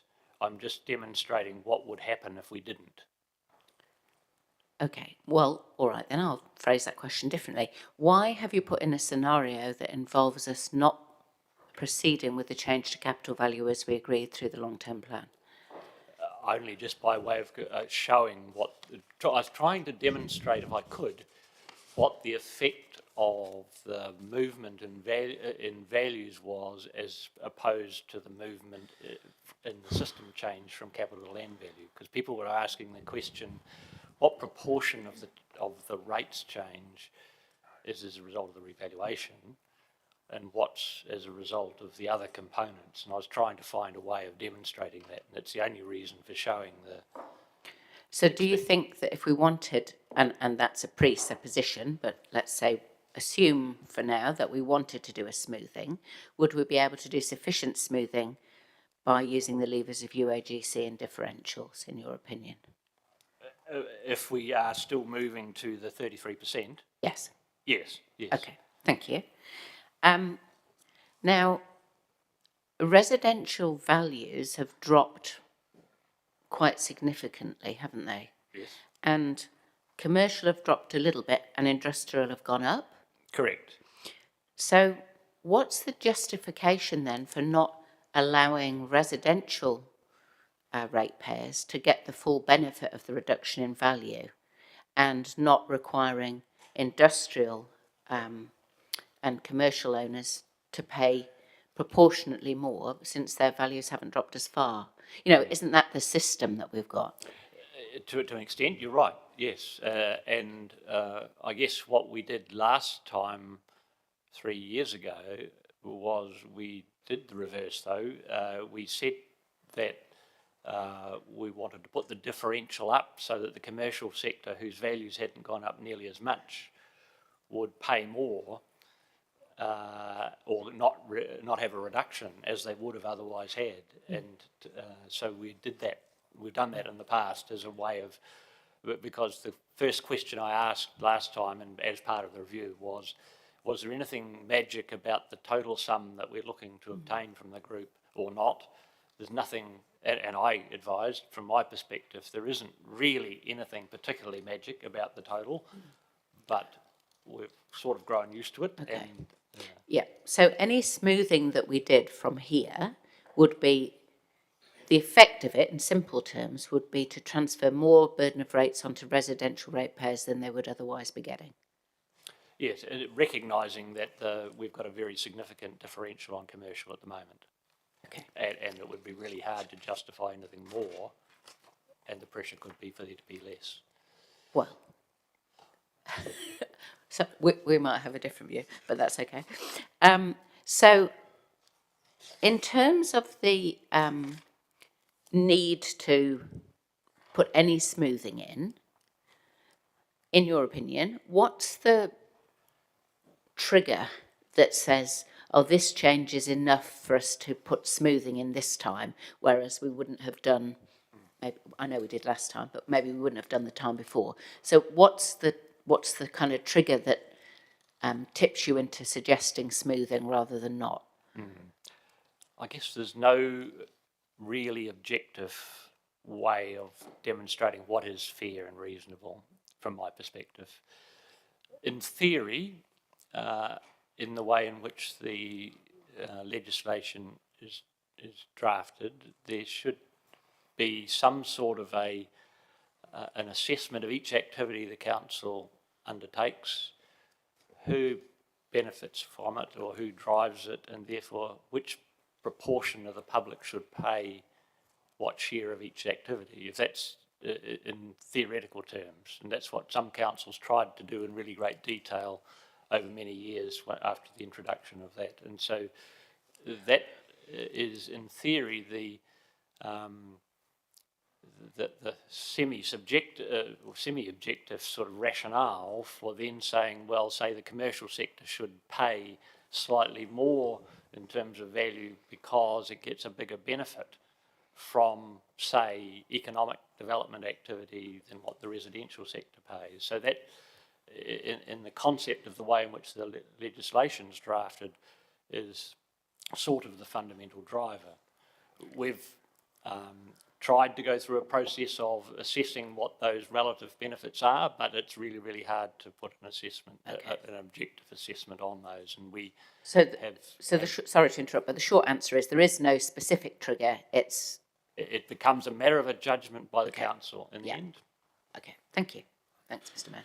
Just following on from some of those conversations and answers to questions of Councillor Johnson. So you said there was enough levers with differentials and uniform annual charge, but then in the next answer you said the differentials around industrial are at their limit. Again, that's a judgment call as to whether that's the case or not. In the end, if the council was challenged about the reasonableness of its rating system, for whatever reason, a ratepayer felt that we'd been unduly harsh on them for whatever reason, they might challenge from a whole variety of perspectives. But in the end, it's the council's call. I suppose there are only one or two cases, perhaps three or four, through the country over the years in terms of differentials where there have been court challenges of those, once in Wellington and once in a case to do with the way a dam and things have been assessed. So it is very much in the council's call as to what proportion each entity pays and what doesn't. I've always felt, though, personally, that the value is only one of the things that we take into account in assessing what's a fair rate. It's one of the tools that we have, and we charge a portion of the rates based on, as a fixed charge and for some things. And at the moment, we've decided we have to charge part of the rates on the land value and part on the capital value, because there's no absolutely right, perfect solution. It's an imperfect science, really.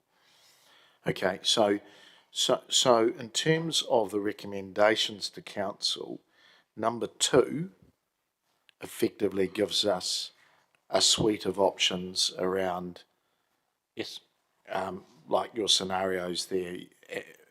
So it's using differentials and possibly different options around the the value of the uniformed annual charge. Correct. Is that right? Okay. Yes, but I guess the one thing I don't say in the recommendations there, which I've reflected in terms of this presentation that is really helpful, is a sense, even if it's not recorded in the resolutions, a sense of whether we're driving to have a system that is moving a greater share towards the commercial industrial sector through the change in the values, or whether we're looking to try to preserve something roughly similar in terms of the proportions that we're taking from each of the sectors as to what we do now. Because unless I get that guidance really got an open, it's really hard to then give you something certain for the February. Okay. And have you had a number of objections to rates from the commercial and industrial sector? No, not so far. Okay. You haven't personally? Okay. Councillor Barrett. Thanks, Mr. Mayor. Thanks, Steve, for the overview, introduction, and answer to questions so far. That's the probably core question I have now, is really trying to understand the range of answers that I've heard, and especially around the intent of recommendation 2, and specifically whether inclusion of a consideration of pausing the transition towards the 50-50 land value capital is simply exploratory, or whether the intent of that recommendation could see some of that exploration turn into action. And when I read words like options, mechanisms, altering, to me it seems like there's a potential for action to come through that recommendation. Would that be a fair conclusion to draw? I'm not suggesting at all, I'm not suggesting a pausing of the targeted rated introduction in the recommendation. What I'm thinking about there is the differentials that apply to those. Because it was always expected that, well, I always expected that there would be changes to the differential that would be required as part of the movement to the second stage of the implementation. Okay, thank you. So to be clear then, when you talk about in the second sentence of that recommendation, or the targeted rate based on capital value, what are you referring to there? Referring to the level of the differential surcharge is applying to the general rate or the targeted rate that's based on the general, or both. Okay, thanks. That's helpful to understand your read of that. So again, then, why do we have a scenario in front of us that goes beyond that and maps out as a possible future pausing? I just try and repeat what I said earlier. I haven't suggested at all a possible pausing. What I was trying to identify in the presentation was what the various components were of the level of change in the rates that people would receive in the coming year, and whether we could identify at all what proportion was as a result of the change to the system, in other words, the move to the second phase of capital value, Thank you. And what proportion was as a result of the new valuations. So that's the sole reason for having that scenario too. And I've said as well, they're scenarios, they're not options. So when we see options in February, if we went with the recommendation that's on screen, in February, would we see any options that have paused, or would all options show 33% CV? Well, if you asked me to make sure to not have any with, I haven't decided. I could show them to you if you wanted them. If you prefer that I don't bring any back that show that, well, that's up to you, I guess. I trying to show a range of scenarios, but Great. Yeah. Thank you. That's clarified for me, the actual language that sits there and has. I'll just ask been the helpful. CE to Through the chair, CE. the sole purpose of recommendation 2 is to bring back some options for you before we go out to any engagement with the community about whether or not you're wanting us to do anything in this space at all as a result of the change in the rating valuations. That's the basis of recommendation 2. If we haven't quite got the wording right, happy to make adjustments in there so it's clear if that needs to happen. Thank you. That's helpful. I think that's it for me for questions for now. Thank you. Councillor Sabellin. Thank you, Mr. Mayor. Thanks, Steve. I had a question about the slide on rating scenarios. I don't know if we can bring that back up, where it had the 5 different scenarios. And just the 2 bullet points that you've got there, I thought were quite interesting terminology, in that first one clarifying that these scenarios have been modelled as a means of demonstrating the impact of using different levers. And the second bullet point there saying these scenarios are not being promoted as realistic options, emphasising the testing aspect of there. But my question is, are they realistic options? The first 2, in fact 3, would only be realistic if the council felt it was appropriate to transfer $10 or $11 million worth of the rates from the residential sector to the commercial sector. So if that's, so I don't know whether that would be something, and that's what I'm trying to, I guess, get a feel for, is whether that would be a realistic outcome or not from your perspective. I guess I felt that it probably would be a greater share of movement than you would be willing to do to run with, I guess, if I had to make a judgment about that. So that's why I guess I looked at 4 and 5 towards roughly the same amount, or perhaps a little less from the residential sector than before. Then those sorts of scenarios like 4 and 5 would be the types of things we would need to do in terms of the levers that we'd need to pull to achieve that outcome. Right. Thank you. And so these different scenarios are showing different levers being pulled in different combinations. And so the options report that come back to us in February is not going to be sort of drastically different from that, pending any direction that you get from us today. Is that right? Correct. It might be that I'd try 1 or 2 different things I haven't had a chance to try yet, but broadly it would be similar type of stuff. Okay, great. So I guess the realistic word is the one that is sticking with me. So the realistic in this context is more referring to appropriateness. Appropriate, yes. As decided. Yes. As a result of today. Okay, cool. Thank you. That's been really helpful to clarify. Thanks, Steve. Thanks, Mr. Mayor. Councillor Wood. Thank you, Mr. Mayor. Thank you, Steve. What I'm finding hard in this conversation is the magic number bit. And so how reflective is our proportion of rates of the rates burden on residential versus non-residential? How reflective is that of other cities around New Zealand? Are we about right? Are we way off? Are we way under, way higher? It's really, really difficult to compare because each city is so different in its makeup as to what proportion of the land and capital values it is of the whole. And then again, how we go about delivering the services, what particular activities are being funded as that part of the rate equation, I guess. So I mean, I haven't in recent years tried to make that comparison because it's always been so difficult to make some meaningful judgment.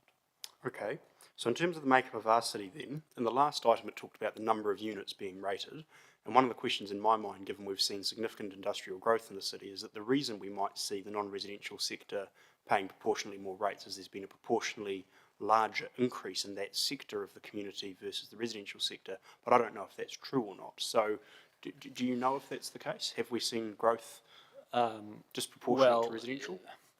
Yes and no. I mean, there's only a certain amount of land in the city and it's all rated all the time. And so if it's a commercial property and it's rated as a commercial property at the moment and there's been some development on it, then it's still being rated as a commercial property, except if it's now got a building of some sort on it and that's now reflected in a new capital value, then the capital values will have increased. And depending upon the nature of the development of that area, it is possible as well that the land values might have increased as well.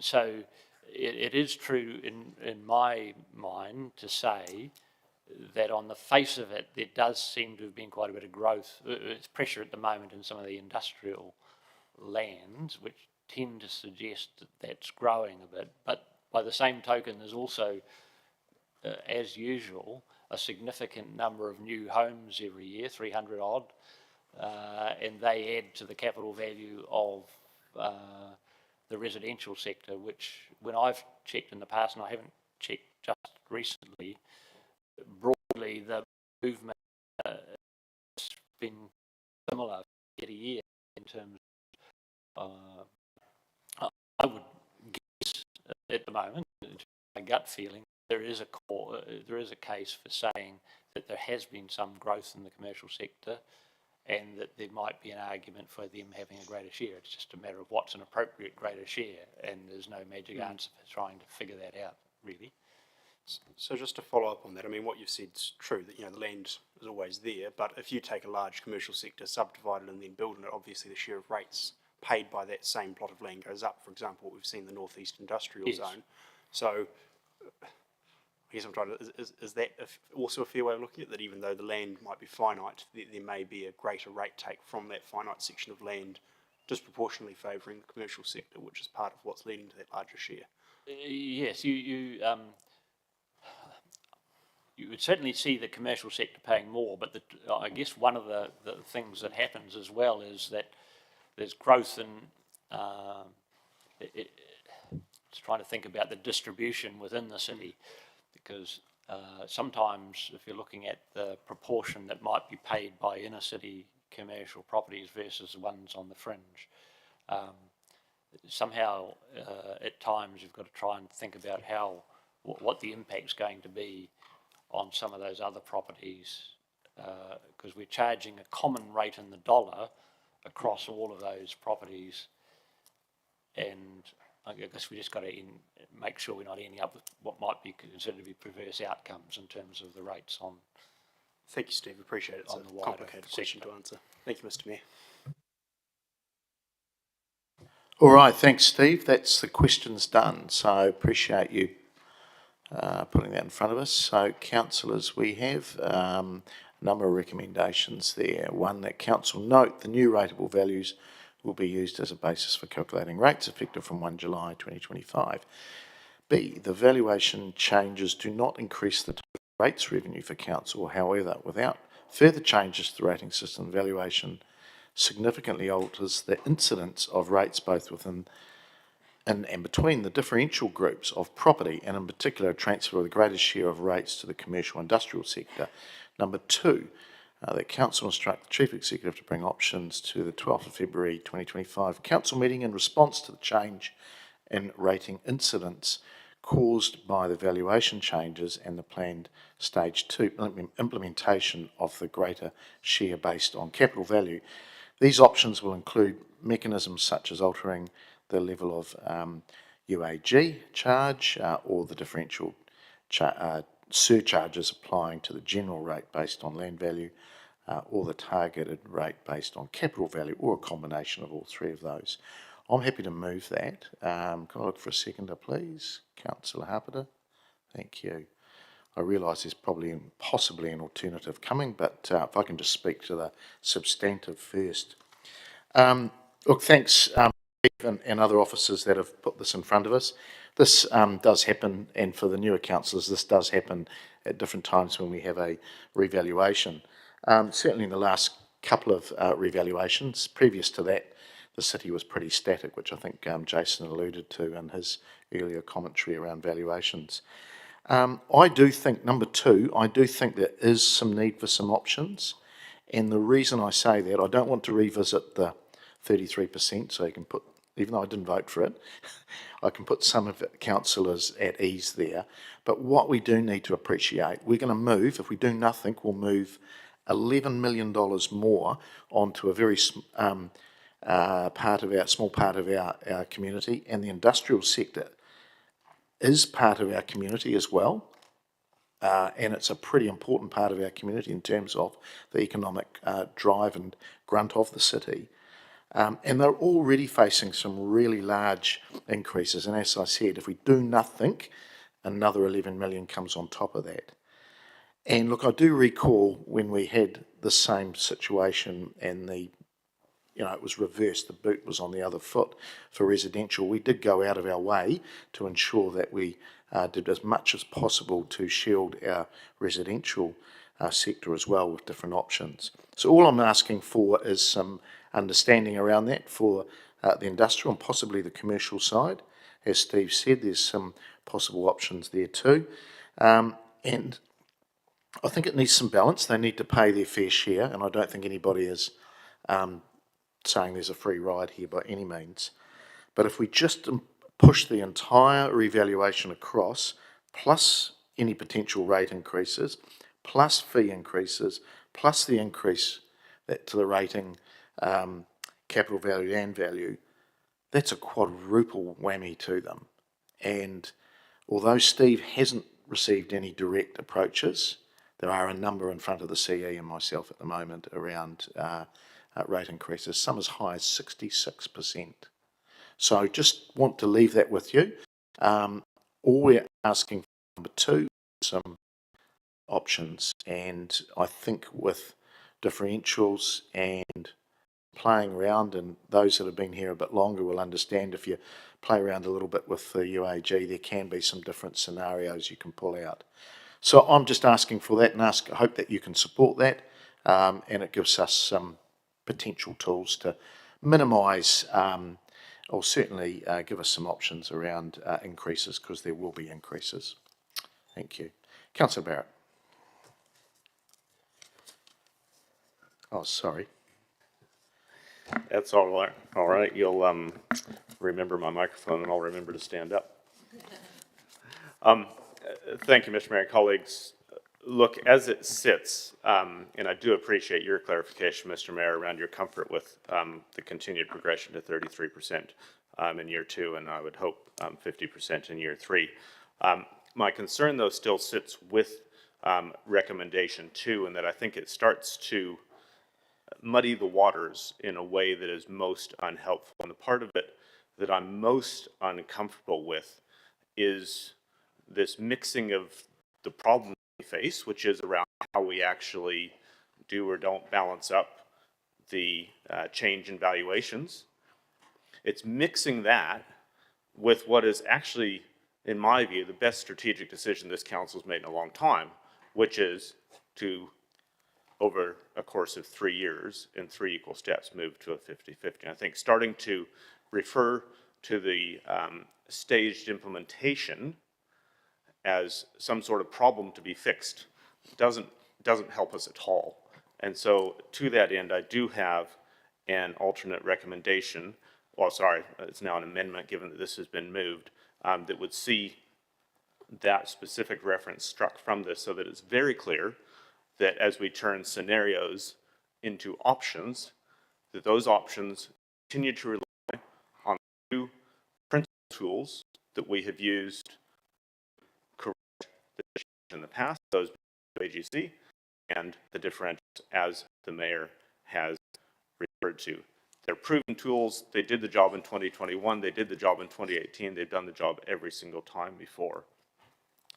So I would encourage you to ensure that we continue to keep the focus on the proven tools that work rather than risk reigniting conversations around land value, capital value by seeing those sort of scenarios left in the mix that imply that we would even contemplate pausing our most significant strategic decision around the rating system in decades and pausing it a mere months after we had made that decision. It was a fundamental decision. It's one that needs to stand.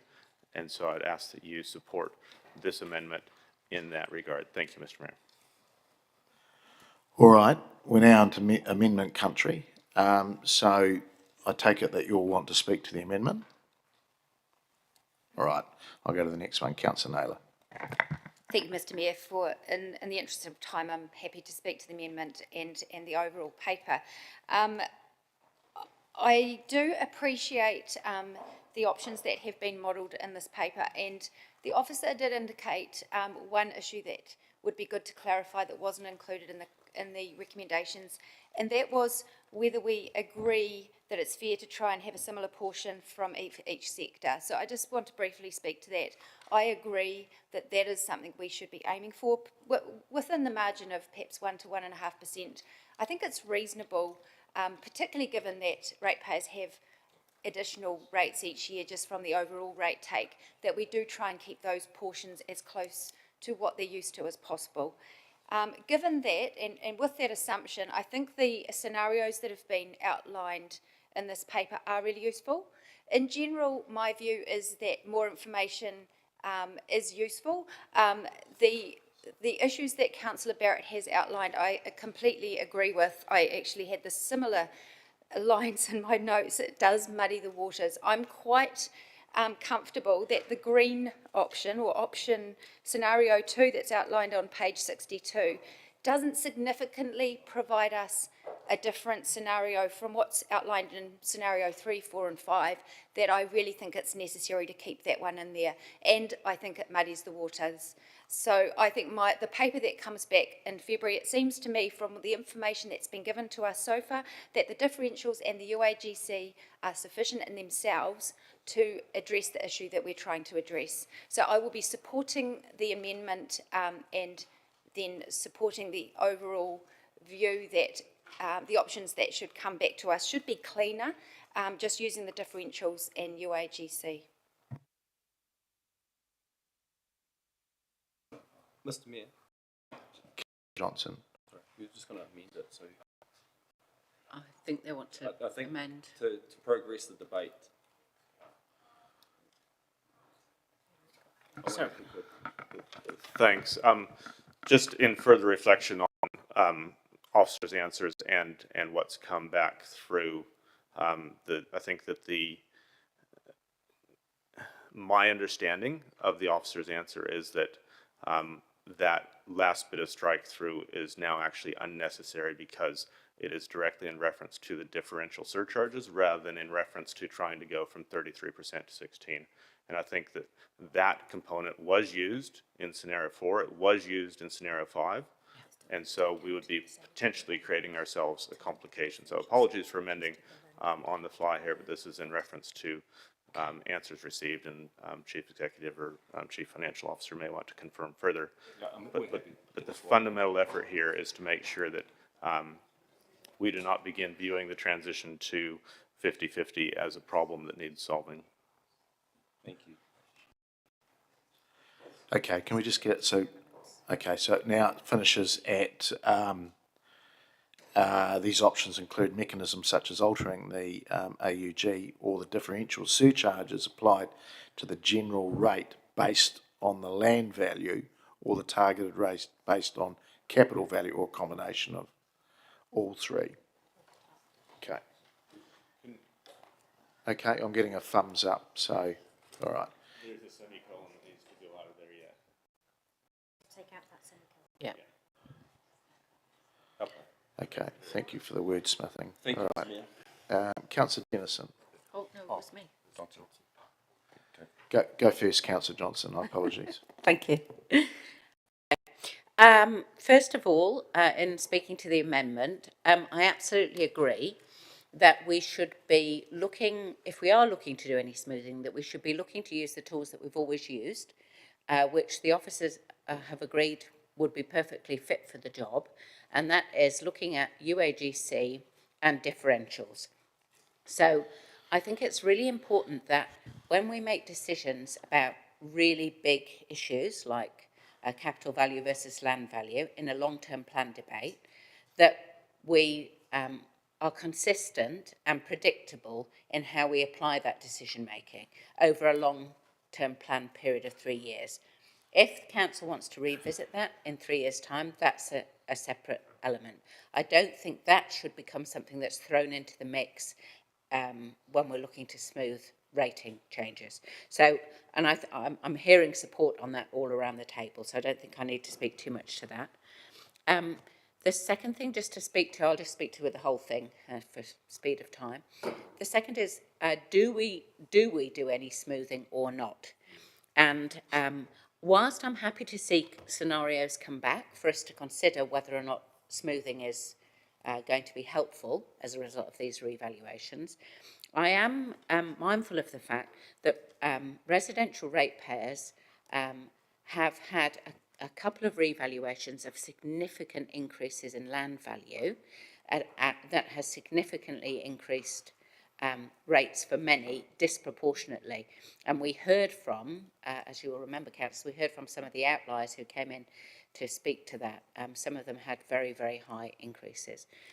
What I would like to see is that some of the, I guess, benefit, if you can call it that, of reduced valuations feeds back to ratepayers to reduce the amount of rates that they have to pay.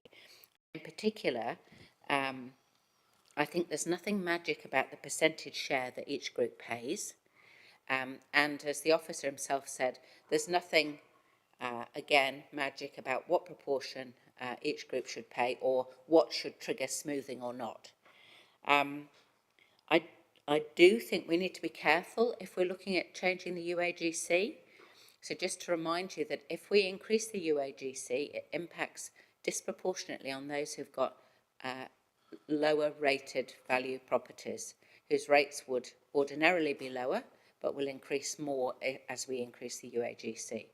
So my own preference would be to look at differentials, which I think are a better way of doing it, but I'm happy to see all options come back, except the going into changing the percentage of capital value from what we've already agreed.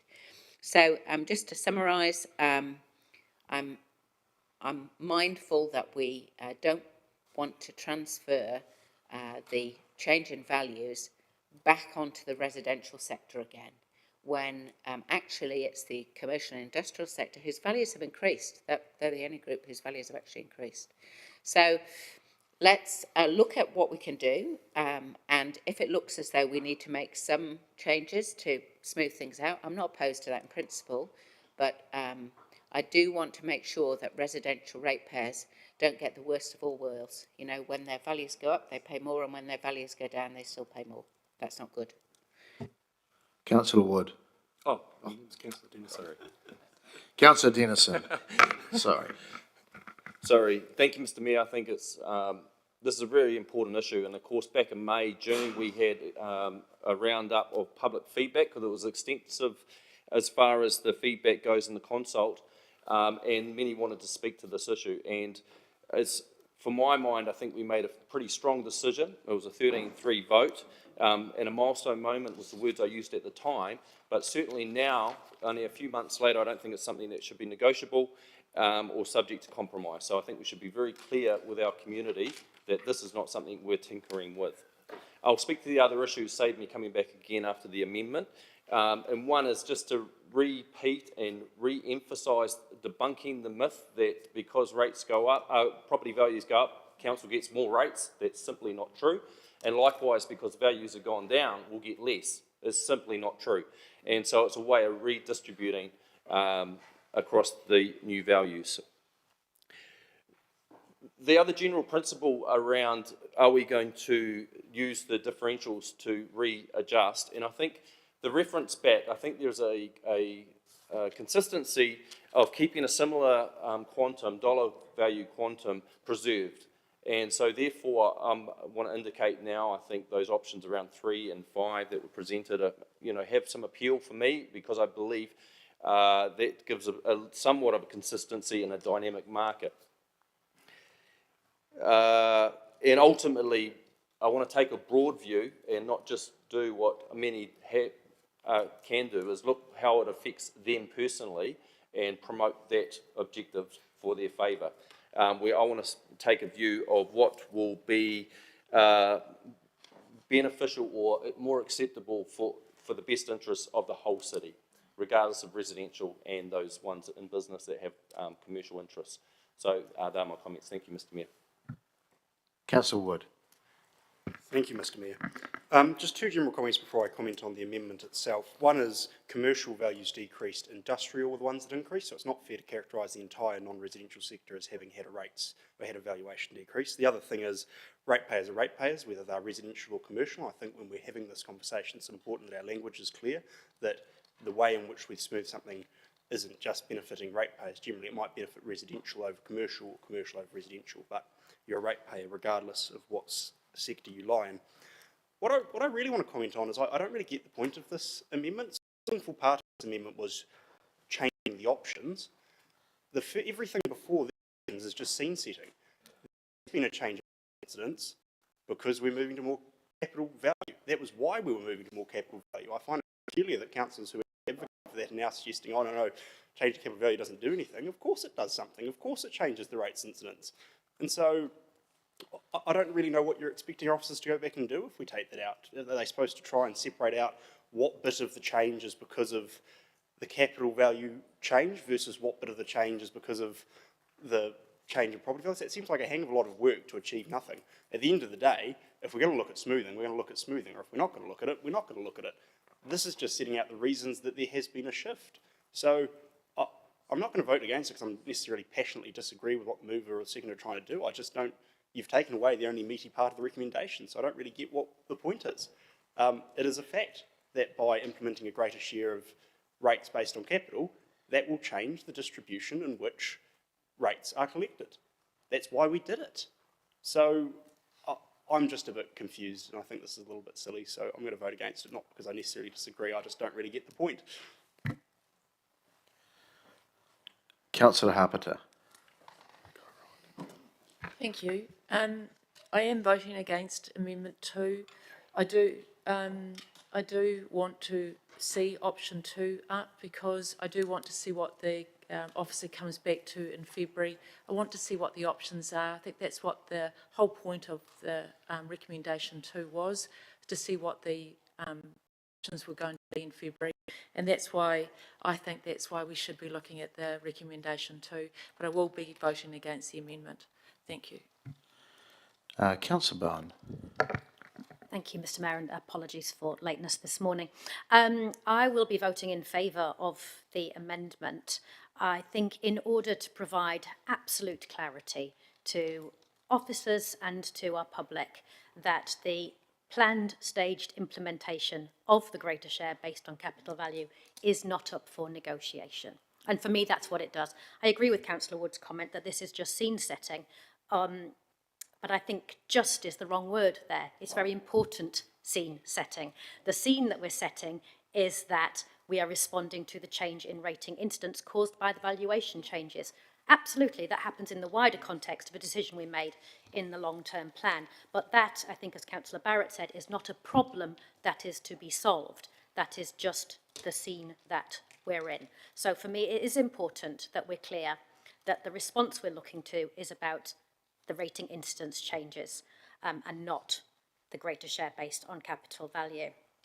I'm interested in seeing the options that come back and that debate that we will have about whether to smooth or not to smooth, that is the question. For me, this is very, very clearly about the language that we use in this debate. I think this is one of the most misunderstood parts of how council works, is the link between how much rates you pay and these magical rating valuations that happen every 3 years. And the more we smooth, the more we intervene, the less clear that link is to our public.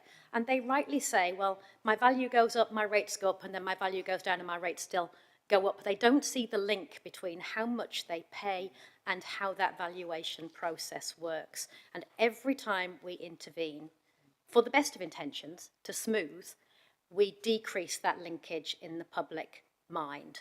And so that's why I think we need to be very careful in this decision, and I agree with Councillor Wood on this, very careful with our language and how we express this. So I'm happy to support the amendment because I think it does provide clarity to officers about the scene that we're prepared to play in, but also will support the whole recommendation as amended, because I think those options will trigger a very useful discussion that we can then decide how much tinkering we want to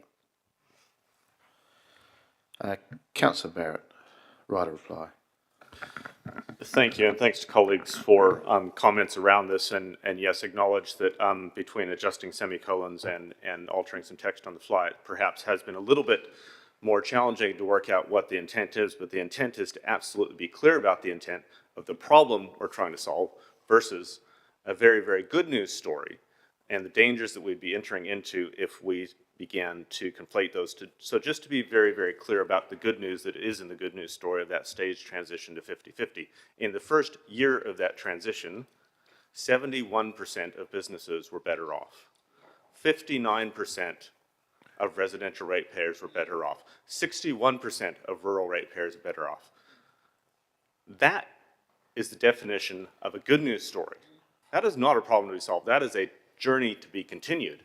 We do have a problem to be solved in front of us. It's a very clear one. It's one that happens every 3 years. It's very predictable. We have all the tools that we need to solve it, and we can get on with solving it. And that is a challenge that is faced in some part due to the amount of speculation that happens in the property market, but also the amount of volatility that happens in the property market. And we do need some way of buffering our community against that volatility. So yes, context matters, and I would ask you all to vote in support so that we have a very clear problem definition that we hand to the chief executive and his team so that they are solving the right problem when they come back to us in February 2025.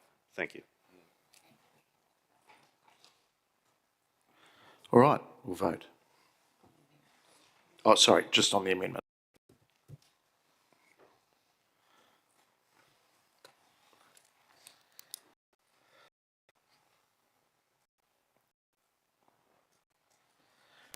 Passed 11 votes for, 4 against.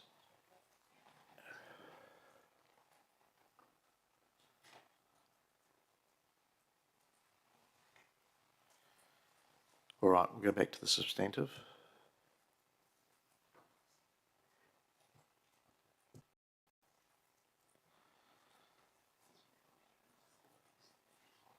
Okay, which includes 1A and B, and with the amended number 2.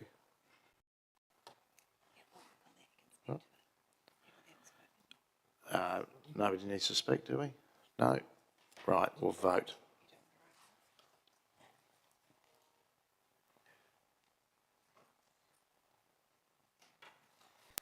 Just wary of time, so we'll get through this.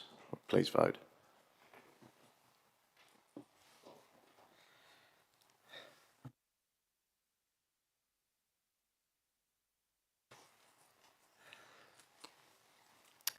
Passed 15 votes for and none against. Thank you.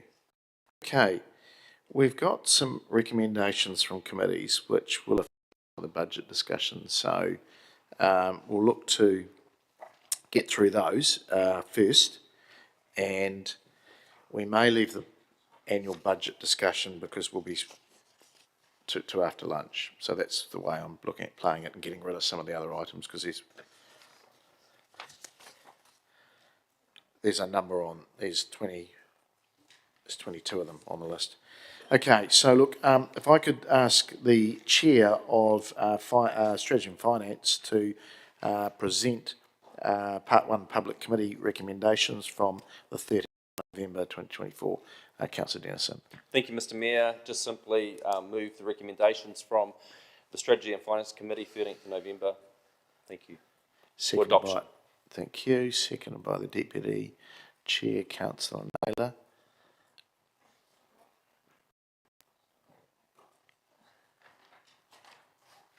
Have we got that correct? Okay, so that is the recommendation from that Strategy and Finance Committee.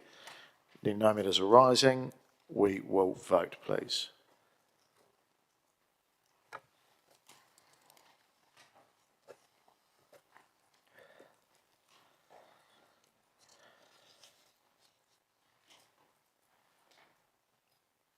And that is passed, 15 votes for and none against. All right, now to number 17, which is around the Economic Growth Committee, Part 1, public, on the 20th of November. I'll ask the Chair, Councillor Hapeta, to speak to that.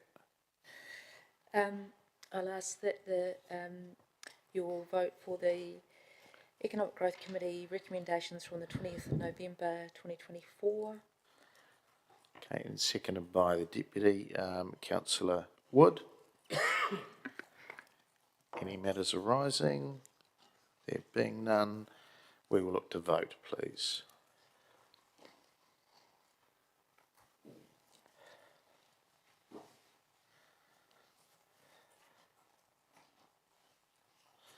And that has passed, 14 votes for and 1 abstention.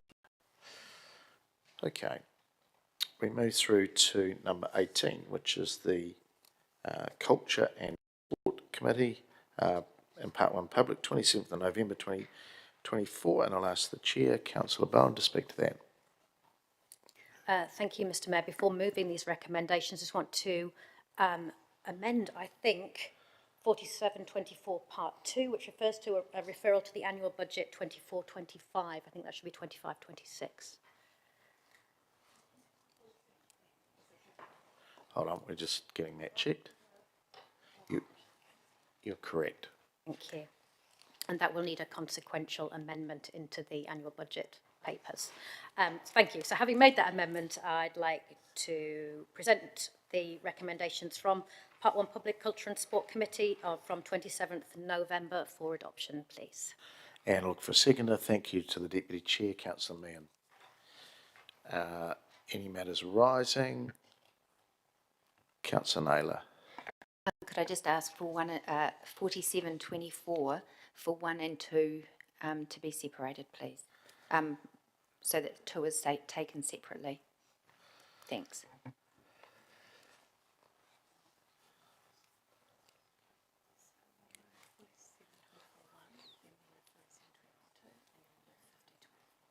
Okay, so we're going to do 3 here, three goes at this. We'll move 4724-1 first, and then we'll do 4724-2, and then we'll do the rest.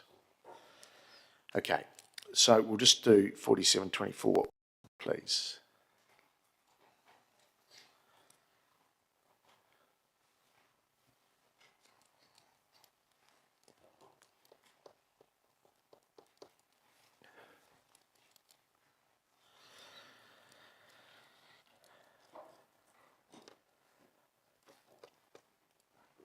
Has passed, 15 votes for, none against.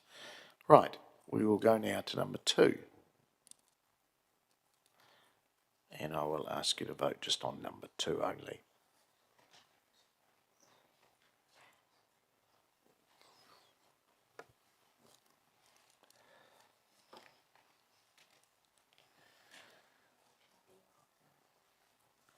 And that has passed 11 votes for and 4 against.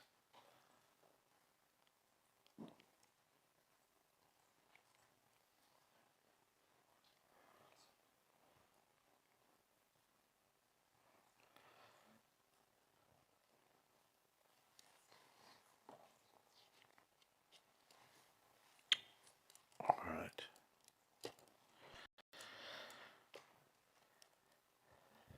Okay, we now go into the rest of the clauses, 50-24, and we'll ask you to vote on those, please.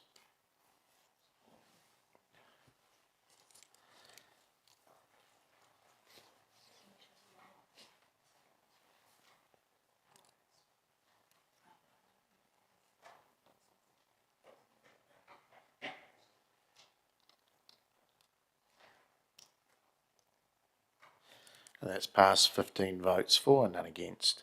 Okay, we'll move through to number 19 on our order paper, which is around the meeting from the 4th of December 2024, which is the Sustainability Committee Part 1 Public. And I'll ask the Deputy Chair, Councillor Sabellin, to speak to that, please. Sorry. Thank you, Mr Mayor. I'm happy to present the recommendations to Council from the Sustainability Committee Part 1 Public of the 4th of December meeting. Would seek a seconder. And Councillor Hancock will second that. Thank you. Are there any matters arising? There being none, we will vote.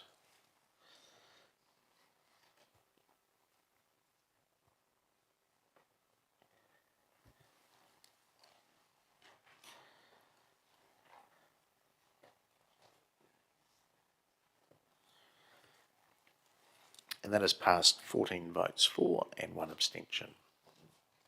Okay, come through to number 20 now, which is the Community Committee of the 4th of December 2024, and I'll ask the Chair, Councillor Johnson, to speak to that. Thanks, Mr Mayor. I'll present the Part 1 Public Community Committee recommendations from the 4th of December for adoption. And seconded by the Deputy Chair, Councillor Hancock. Just before we vote on, I think Councillor Dennis needs to declare. Yeah. Thank you. Mr Mayor, I'll just declare my interest on this item and remove myself from this vote. Thank you. Thank you. Noted. Councillor Naylor. Mr Mayor, could we please separate 1 and 2 from 3? Okay. And I would like to speak to 3. I'm happy to do that now or after 1 and 2 have been voted on. We might just vote on 1 and 2 first. Thank you. So we'll do 1 and 2 together, and we'll do 3 separately. Okay, so there's nobody else wishing to speak to 1 and 2. We will vote on 1 and 2, please.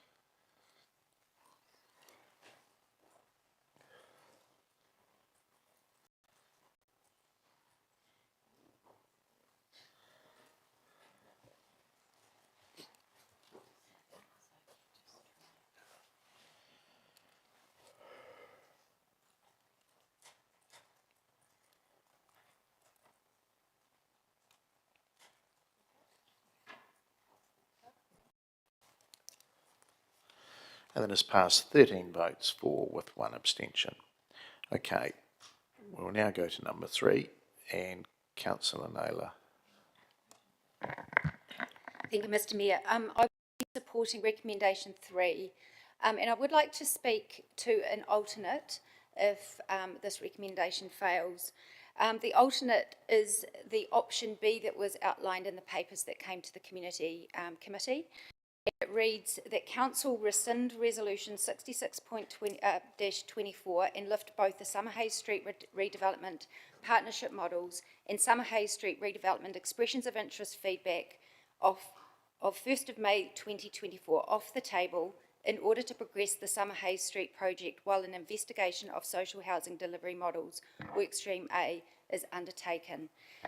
Now, my reason for revisiting this in this way is that reflecting on the discussion and the decision at the Community Committee, I think there were a number of us who had levels of disappointment and frustration with the paralysis of our inability to progress social housing at the Summerhays site. Whilst my perspective is that there is general agreement in our willingness to provide additional social housing to our community. Where there are different views, perhaps is the route to get there.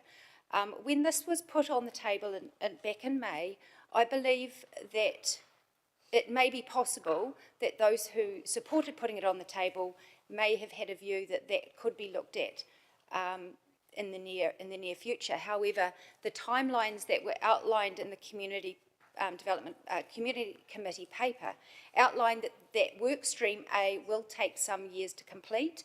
That could be quite some time away. In the meantime, the Chief Executive has engaged with other parties, other willing parties, who may be interested in different models or investing into this development. Now, I do want to just make it really clear that if we support this alternate today, that does not lock us in to how we progress Summerhays. So there were 3 options that were outlined in the paper. One is engaging a construction partner through standard design build contract whereby council would solely deliver and fund the development. So those who were supportive of that option could still participate in pushing for that option. The other 2 options, B and C, one was engaging a partner to develop and finance the upfront cost, and then the other one was engaging a partner to provide an end-to-end solution whereby the development, financing cost and ongoing operation are undertaken. So, colleagues, I really want to make it clear that lifting this off the table does not lock us into any one of those options. What it does is means that it comes back to us for us to make a decision about how we would like to progress that. At the moment, if we support the recommendation that is in the papers that has come through the committee, it provides a total paralysis of an inability for us to do anything with that site for quite some time. So I would urge you not to necessarily think about which option you would be comfortable with or which option you wouldn't be comfortable with, but I would urge you to consider letting us reconsider the options and have an option of even being able to progress this.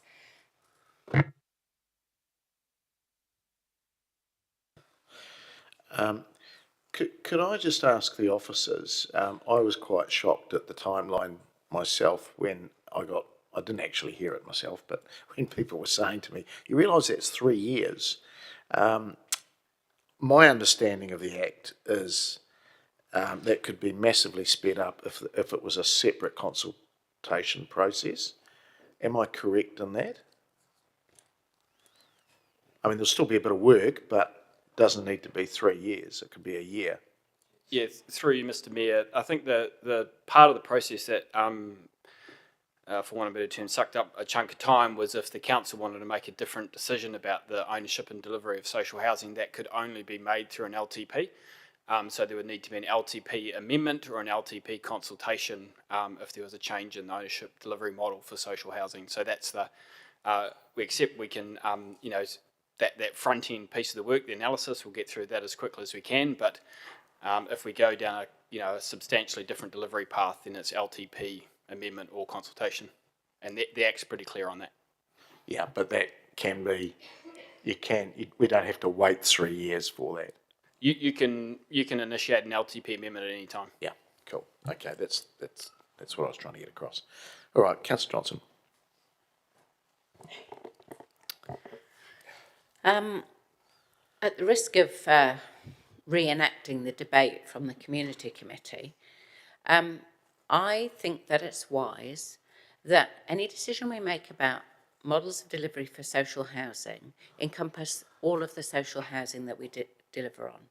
I don't want to see a situation where some tenants receive one type of delivery model and other tenants receive another type of delivery model. And my understanding of the will of council, which I'll acknowledge was not really my will, was that council wanted to explore options that would give us the possibility of being able to apply for an income-related rent subsidy to reduce the amount of ratepayer input into social housing. So that is the reason for the investigation of the social housing delivery models in Workstream A, to reduce the amount of ratepayer income into social housing. Now, my understanding, particularly of the position of the mover and seconder of the alternative, was that that was what they wanted. So if that's changed, then perhaps they'd like to indicate that. Otherwise, if that hasn't changed, I think it would be very wise to do this in a measured way, to find out what is the most appropriate social housing delivery model for whole of council social housing, and then apply that model to Summerhays Street. I don't think there'll be many partners that would want to go in with us if they thought that the basis in which they were being engaged on might change quite soon. So, I, as much as any other person, want to speed on the delivery of social housing, but I do think we need to do it in a kind of strategic way and not just be rushing off to build some houses because, you know, it suits the purpose of this particular Summerhays site, but it may actually make life more difficult for us if we want to change the model of social housing that we deliver as a whole. So I would just counsel that we take a longer term view of this and that we move in a sensible way. And I don't know quite where the term paralysis has come from, because there's no paralysis here. There's work underway. There's a work stream. And my understanding was that there would be a report back next year, early next year, in the first half of next year. So that's not a 3-year timeline at all. So, I mean, do what you will, but I would counsel you, as someone who is a strong advocate for social housing, and that council delivers it in the way that is most advantageous for those who need to avail of it, that we need a coordinated, joined-up plan and not doing bits and bobs here and there. So I would say let's go with the original and not the alternative. Thank you, councillors. I've just been listening intently and I've got sympathy with both sides. I too don't like having two separate models. I think that's quite silly, really. And I do wonder if we would get a partner, a serious partner, and a partner that you want to be with for a long time, because that's what we will be doing in terms of housing. We won't be getting somebody to just build something and then they disappear next week. But hopefully they'd be partnering with us for some time. And I can understand the frustration of some that we're just not moving on this. Hence my questioning around how quickly we can get this underway. And look, it may not be that we go to a total different ownership model. It might be a different way of working, but within the city's current ownership model. We just don't know what that'll look like. But in the interest of just keeping things tidy and not scaring the horses, I think I'm comfortable with it being as it is on the table, but putting some heat on officers and consultants or whoever's doing the work, that we speed this up. And even if we brought something in terms of a resolution early next year into the chamber that said we want to see this by certain dates, because there does seem to be, I wouldn't say some slowness, but perhaps some uncertainty of what we're going to do. And that's even more reason to make sure we've got our ducks lined up. Summerhays will happen. Absolutely it will. It's probably just not happening as quickly as some would like. So I appreciate that there's probably differing views around the table, but I'm very much of making sure that we have one model rather than what will end up being two separate models, and then we're going to merge them all together somehow, which could be, unfortunately, a dog's breakfast. Sorry. Councillor Wood. Just a question on process, Mr Mayor. Didn't Councillor Johnson just give her right of reply a moment ago, or is comment still open? I thought that was a right of reply too, so if comment's still open, I'll make comment, but if it's not, then... Yeah. Yeah, she hadn't spoken to it. She moved it, but didn't make any comments on it. Oh. Okay. I think we're all... So Councillor, you want to speak to this or not? Yeah, well, I will, okay. if I'm allowed to. No, you're certainly allowed to. Oh, well, thank you, Mr Mayor, that's very kind. Without getting into the passions of the debate we had at the committee, it's not often I go away from council genuinely frustrated and angry. That's only happened to me really once, which was a few weeks ago when we had this committee debate, because I felt it got very muddled as to what we were talking about. As Councillor Naylor outlined, one of the options for delivery in the report we would be lifting off the table is the Papuia Place model, that we build it ourselves, we contract somebody to do it, and we build the housing. Now, in an environment where we are looking at changing our model of delivery, my appetite perhaps when we first got this report was yes, for one of the 2 or 3 options that we partner with someone to do it. My appetite, and I've heard the arguments from the mover and other councillors that we need to be consistent in our model and our delivery, My appetite is very much that we lift this off the table and then progress with option one, that we design and build it ourselves with a contractor.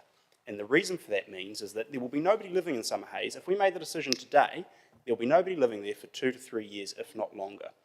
That is plenty enough time for us to do the investigation of what model of delivery that we operate under, and then we'll have houses there ready to go, whether we continue to operate them in-house ourselves or whether we enable go with some other model. So I've taken on board the arguments made by councillors, and I can appreciate that we don't want people living under 2 different models, but that is not what the alternative predetermines. The alternative gives us the choice that we can start building next year or early the year after, rather than spending a year plus discussing the model, debating it, and I agree with Mayor's comments of I would like it sooner rather than later, and getting on with the work. I find it very odd that I'm standing here arguing for council to spend more money, and my colleague Councillor Johnson sitting here arguing that we wait on spending that money. It's in the budget. I would like to get on and do it. And so, councillors, I hope I can appreciate where we're coming from, but I think there's a middle ground here where we lift it off the table and then develop it in-house. That keeps the consistency. That means we aren't muddying the waters. That means we aren't creating a dog's breakfast. I've changed my perspective from supporting a partnership model to supporting building it in-house as council. So please, councillors, vote against what's up here today and vote for lifting it from the table. Let's not let political issues get in the way of starting building homes sooner than they would be if we went with what's on the table here today. I hope you'll support, I hope you won't support the model and you'll support. All right, you've already spoken, councillor, so I'll go back to you, Councillor Johnson, as right of reply. No, we're not in option C for this. And I did actually say to people, please don't misuse that as well. Thank you, Councillor Johnson, right of reply.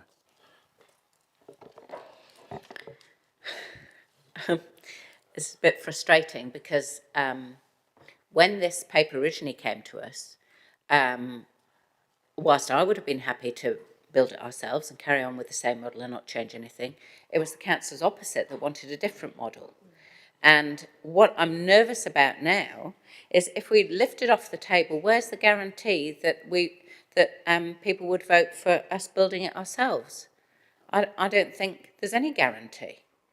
And in fact, we might end up with the 2 models. I just think, I don't know, personally, I would rather you just hadn't ever started this and we just carried on with building them ourselves because it's a model that works. But anyway, it was started. People made the argument that it would be better if we could consider a model that would allow us to get income-related rent subsidy. I was persuaded that that would be a model that we could consider. It may be that if we had our housing in a council-controlled organisation, that we would be able to apply for income-related rent subsidy, and that would be a means of, as I understand the elected members opposite want to do, building more social housing. But there's no guarantee that if you vote down what we agreed in committee and go for the alternative, that is what will happen. So, I mean, I just think this kind of flip-flopping on decision-making is what really frustrates ratepayers. What we need to do is to continue on with looking at the model, deciding which is the most appropriate model for providing social housing as a council, and then apply that model to the Summerhays redevelopment. And I don't think that any verbal assurances that are being made now about what people will or won't vote for in the future are necessarily a guarantee of what might happen. So I would counsel you to just go for what we agreed in committee, and we'll try and get the report back as quickly as possible. We'll make a decision about what model we think would work best for the city, and then we'll proceed on that basis. And I'll be as motivated as any person to get it going as quickly as we can. All right, councillors, we will vote on the substantive number 3. Thank you.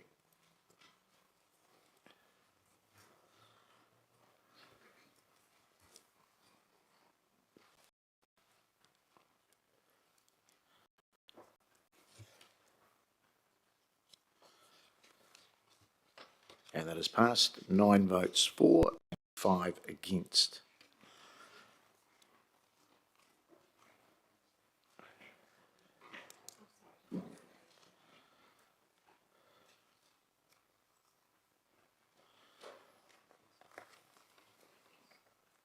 All right.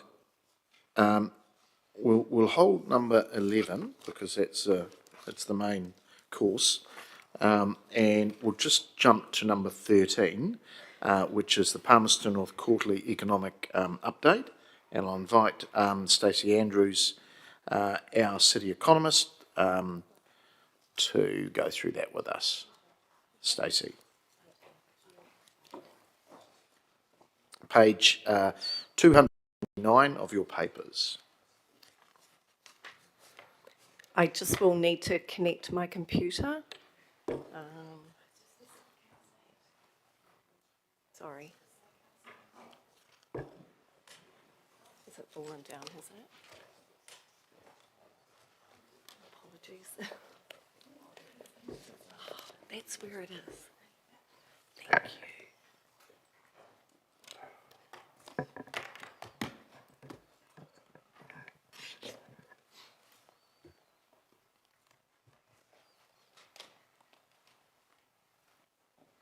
My apologies, everyone. It'll just take me a moment to get sorted.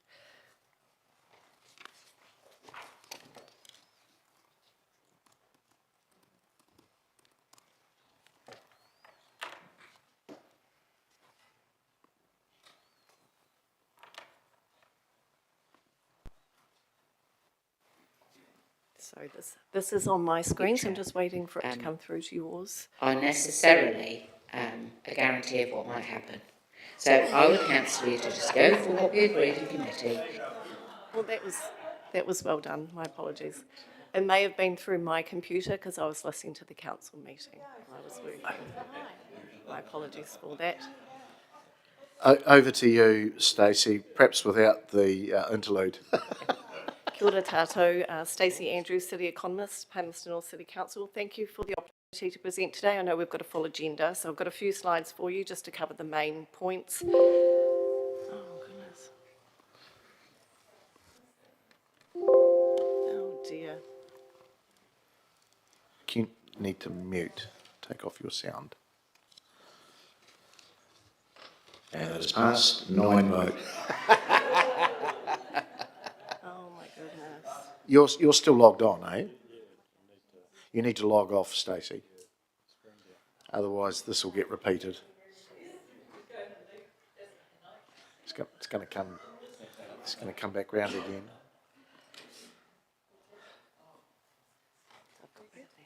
Are we moving? You should just use your mouse. Yeah, okay. Great, we will try that again. So over the year to September, we still continued to experience weaker economic conditions. The regional data does reflect this. However, there are some bright spots within the data for the year and for the region going forward. We've had very strong population growth at 1.8% over the year. This is the same as the national growth rate for the city. Alongside strong population growth, we have had weakening economic activity, and this has impacted on GDP per capita as well. None of this is surprising in the data. This is exactly what we would expect to see. And the economic outlook is improving. Even consumer confidence is now improving in the latest survey. It will take time for these lower interest rates to flow through and boost economic activity, although I will say that in the October month, the number of mortgagees fixing on 1 year or less jumped almost 90% versus an average of around 69% over the 4-year average. So that will mean that those interest rate drops will filter through to the economy faster than previously. The strength of our large government, health, education, goods producing sectors will support the outlook for the city, and we've had a real boost to our commodity prices for goods that we produce in the city over the last few months, which is very positive. International conditions could play a role in keeping interest rates high, and I have put could here because it's very uncertain of what the Trump administration will do and how that will play out in terms of keeping those interest rates higher. So there's a lot of concern around it, but I think at the moment we just really have to wait and see. 2023 also delivered lower emissions in the city per $1 million of GDP.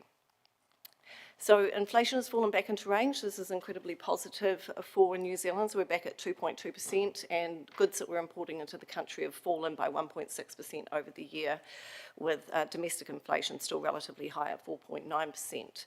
Core inflation's also come down to 3.1%, which is very positive. So this really paves the way for further interest rate drops in 2025, with those interest rates expected to fall to 3.5% by the end of next year. Those higher interest rates, though, have come at a cost, or getting inflation under control has really come at a cost, with GDP falling by 0.4% over the year. As we can see, it is less of a fall than it was in the June quarter, so we are starting to see some economic activity coming back across our economy, which is positive. Generally, this is conditions across the New Zealand economy at present. So GDP per capita has fallen in response, so we're down 2.6%. Again, nothing unexpected here, and we still have by far the highest GDP per capita in the region. Wider conditions are weighing on spending. Loyalty rates in the city are still high at 81.6%. I will note that Manawatu district sits at 45%. Horowhenua as a comparator at 67.2%. We are currently looking to get loyalty rates from other comparable metros, and we'll bring that back to you next year for your consideration. But from the data, we can see that although we're down across many of the indicators, we're actually down less than at the national level. Again, none of this data is surprising in terms of our progress through this recession. Business investment and jobs data again reflects the current challenges, but we are still seeing some improving conditions. In terms of change in job seeker beneficiaries, they're going up across all age groups, but 70% of those increases are actually in people who are on the benefit due to health and disability issues rather than not being able to find a job. There definitely is pressure in that space, but the data, digging deeper into the data, we can see that there's more to it than that. There are some bright spots in the data. The $4.5 million consent has come through for the High Flyers Hotel and was issued in early November. We've also had a $64 million consent issued for the Defence Force in November, which is not reflected in this data. So that will support our construction sector. Housing market is stabilising at more affordable levels, and investment in new dwellings is actually holding here in the city relative to many other places, and that is reflected in the Manawatu district as well. We know that Kāinga Ora, the plans there are uncertain at present. Currently they have 130 homes either built or in construction. There are homes that are also contracted to be completed, but ones that are planned, we are uncertain of what the future holds for those. The likelihood is that they will be transferred to CHIPS, community housing providers, to complete those developments, and some of them may be cancelled. So I put this in as a bit of a positive note because I looked at my report and I thought it's actually quite negative, but since I wrote that report, there's lots of positive things coming through. Not to understate that there are people suffering out in our community, both businesses and households, that's very real, but we are seeing an improvement in many areas with the data that's coming out more recently. So looking at the 5-year growth from 2008 to 2024, we can see here that Palmerston North actually over the last 5 years has performed very well relative to the New Zealand economy. Prior to that, Palmerston North was always performing below national growth. And we're actually seeing there that over that period of time, things are improved and we continue to be above national growth. There's a lot of investment flowing into the city still. Yes, there are challenges, but I think there's a lot to be positive about going into particularly the end of 2025 and 2026. I have also put this one up here in terms of the emissions intensity for the city. So we are seeing a standard or a yearly decline in our emissions intensity for the city. A little bit of a disclaimer on this, just in the sense that a lot of our emissions that we generate here in the city is heavily influenced by energy generation at the national level, and when we're burning fuels that emit more carbon, that will be reflected in our figures as well. I will also note that the megawatt per megawatt price went up to $902 on the 10th of August this year. It's now fallen down to $25 per megawatt due to those lakes filling up. So we're very exposed to dry years, and that will be reflected in our figures as well. So an improving economic outlook. Short-term challenges do continue. We think those interest rates will transmit through to households and businesses more quickly than previously due to people fixing on those shorter rates, which is very positive. There will be people, again, 2025 is still going to be difficult for a lot of households and businesses. It's an improving trend. It will take time. Improving business confidence. We're actually at record levels for business confidence, and we could probably say, as we do in economics, it's all relative. For businesses, things are getting better because the promise of lower interest rates and increased spending is improving confidence. Again, energy supply and infrastructure on the spotlight. We can see over this year how important it is that our energy infrastructure is appropriately invested in and that it is resilient for our businesses and for our households. For me, productive capacity is front of mind in 2025 and beyond. This is the one area that does concern me about the New Zealand economy currently, that we are losing skills, talent and capacity across our economy.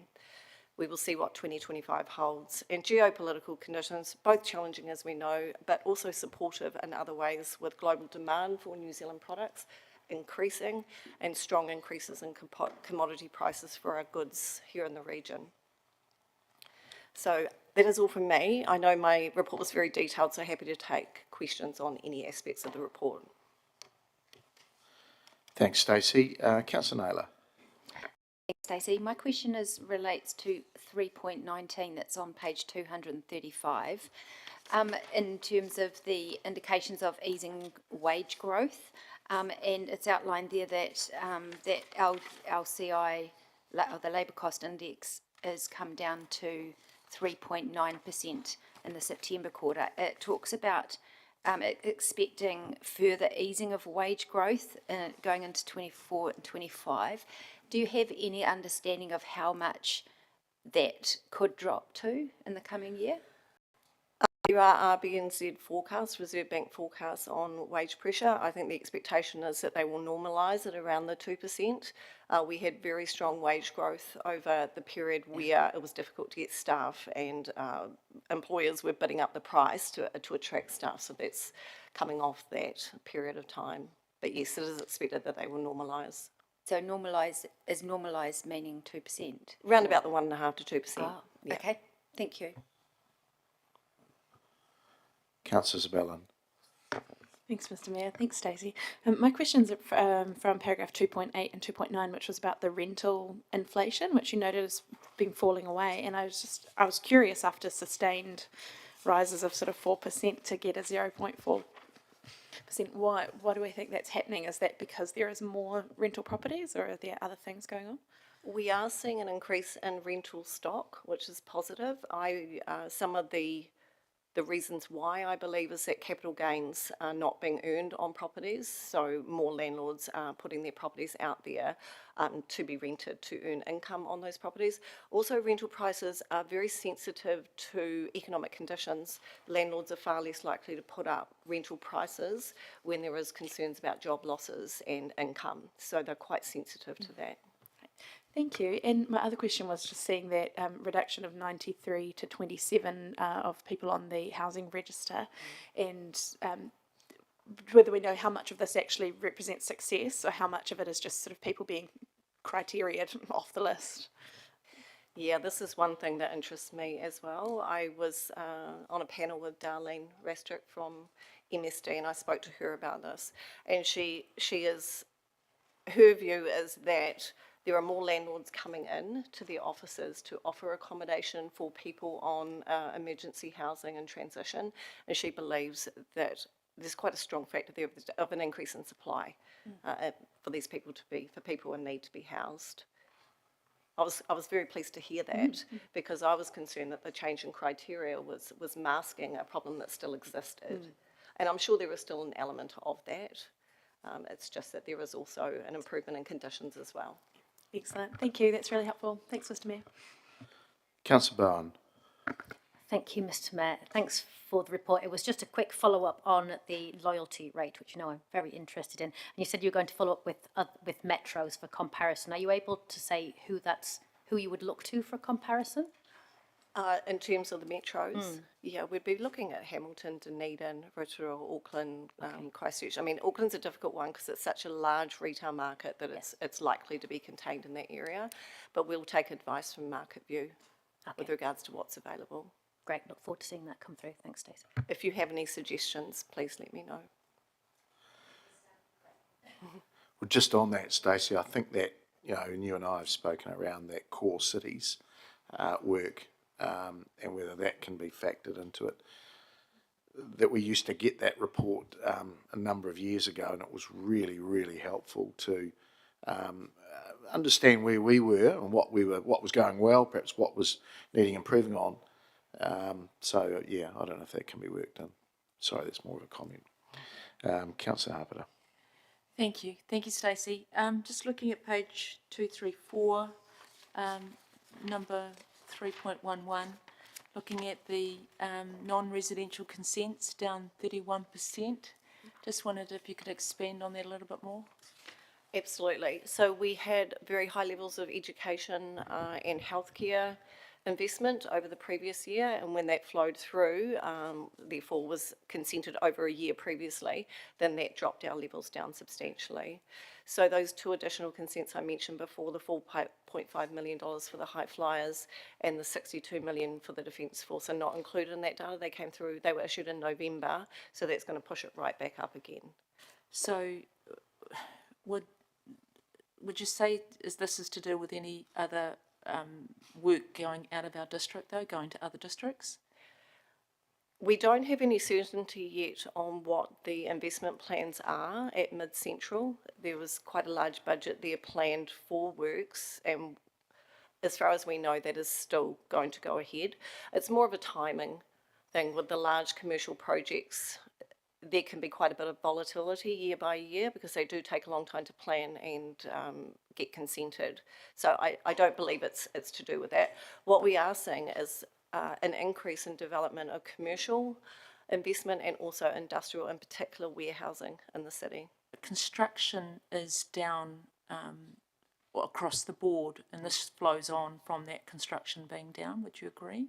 I think construction is under pressure in terms of forward planning in particular. So a lot of, we get the building consent issued at the start of the process, and then it can take 2 years for that to actually flow through and that work to be completed. Forward work was softening quite a bit earlier in the year. I have heard murmurings of a bit more optimism now in the latter part of the year. So unfortunately, construction is a sector that is very exposed to economic cycles and also a downturn in investment in construction by the public sector as well. So unfortunately, there is a lot of volatility. But looking at the latest business confidence survey, confidence is actually increasing in that sector. Okay. Thank you, Mr. Mayor. Thank you, Stacey. Thank you, Stacey. That's the questions done. Appreciate the work. And the valuable work that you do. So thank you very much. Councillors, I'm happy to move the recommendation.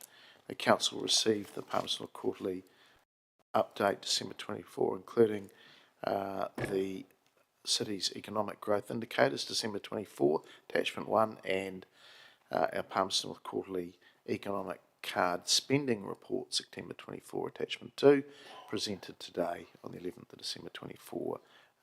Thank you, Councillor Harper. Thanks, Stacey. And I think just further to my comments around the core cities, just with a lack of understanding sometimes down in Wellington of what local government does, I think this work's really, really valuable in the sense of, dare I say, educating some of our government politicians on what the value of cities is. So interesting, Auckland just did a big piece of work around ring fencing themselves or against 7 other similar cities around the world, and they looked at where they were good and where they were need to improve. I think the same sort of applies to us, and I'd look forward to perhaps a bit of that work being done again. I know there's some need for that, but also a desire to do that from some of the other councils as well. And that was basically those metro councils that Stacey spoke about earlier. It's a survive till 25 sort of look about it, But it is quite heartening to see that is confidence back, and those that went to the Manawatu Business Awards had I'd probably say we were one of the standouts around the country in terms of the confidence and, you know, having a wait list of 100 people wanting to be part of that event, record entries, a real vibe in the award session, and which is good to see. In quite difficult times. Interestingly, though, just if we could call the High Flyers the Wyndham Hotel, because that's what it'll be. It's not High Flyers. That's the old thing. That's great to see that consent come in. That'll be a shot in the arm for the middle of our CBD and city. Interestingly, to hear there is a big new logistics project out at Linton. And we do know that there are several food and pet food consents in the wings, for both our industrial areas of Tutanganui and Longburn. So, yep, it's a wait and see to see what happens for 25, but with confidence there and quite a diverse sector. This is where the diversity of your economic sector really comes into play. We're not a one-horse economy here, so that really does shield us a little bit from some of the winds of change. All right, Councillor Barn. Thanks, Mr. Mayor. I agree with your comments, and thanks to Stacey for the report. I think 1A and 1B is a tale of two reports here. 1A, the economic growth indicators are good. We have high levels of confidence looking through 25 and beyond, and that is really encouraging. Although I think you'll survive to 25 might actually be survived through 25. But that second report, the economic card spending report, which is people's lived reality up until a couple of months ago, is that things continue to be really difficult. And I note in that some of the discretionary spending figures show that downward trend continues, particularly in the cafe, restaurant, bar space, which was showing minus 0.5% to December. Noting that this month we've seen 3 cafe, bar, restaurants close in the central city. So, clearly things aren't heading in a good direction there. Clearly we will continue to see a struggle into next year. The reality for people is, and many of us have discussed this, particularly in that hospitality part of the economy, the fat was stripped out through COVID. People don't have resources to be able to ride out difficult times, and we are seeing businesses close. And I expect that we'll continue to see that through the first half of 2025 until some of that confidence translates, I hope, into the reality of people's experience of increased spending and decreased real interest rates. So as I said in the last meeting, people's experience of those interest rate reductions are that if you're coming off a 2 or 3 year fix, your interest rates are still going up. This might be leading to increased confidence, but it's not leading to increased actual discretionary spending at the moment. And I hope that we do get there, but I expect that will be this time next year in reality. So delighted to receive this. Pleased to see the shoots of positive confidence going forward, but it's not our reality yet, and we shouldn't think it is. Councillor Isabella. Thank you, Mr. Mayor, and thank you, Stacey, for this report. I always enjoy diving into this variety of data. One thing that really jumped out at me, which we haven't picked up on yet, was a note in there that we're expecting an increase in costs to households and businesses from April 2025, now that the Commerce Commission has given the go-ahead for Transpower and local lines companies to raise their prices to fund the upgrade of maintenance and electricity to the grid. And this on the back of a 22% rise in electricity prices. I think I've read that right. I'm happy to be corrected. And that, to me, just was an interesting piece of that puzzle of that wider context of user pays for infrastructure. And if we're looking at increased use of toll roads to pay for roading infrastructure, if we're looking at these water entities we need to create to be financially sustainable and move to more user pays there, and now we're sort of looking at power infrastructure being done in a similar way.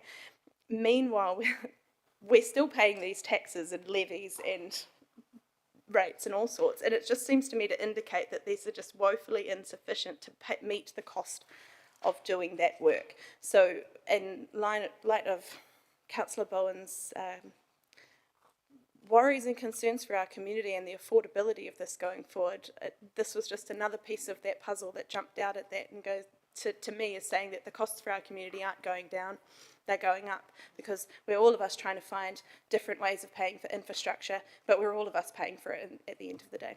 So it is a more positive picture, but I'm still feeling a little bit cynical about our ability to keep absorbing this as individuals and as councils and entities. Kia ora, thank you. Councillor Hapeta. Thank you. Just going to speak briefly, and I just want to wholeheartedly agree with Councillor Bowen, and thank Stacey for the report.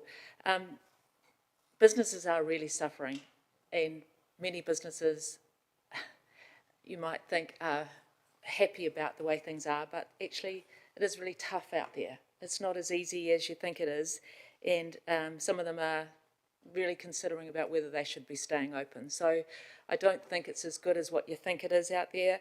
And when you do look at those consents and the ones that I talked about, which are 31% down from last year, the construction industry is really struggling. And the amount of builders out there that can't find work, there's a lot of them out there that can't find work. And the reason why they can't is because the builders are struggling out there too. So it's not just hospitality and restaurants, it's also in the building industry as well. So there's a lot of industries out there, whether it's hairdressing, whether it's everything that you can think of, that are struggling. Our community is struggling. So thank you. All right. Thank you. And we will now vote on the recommendations there.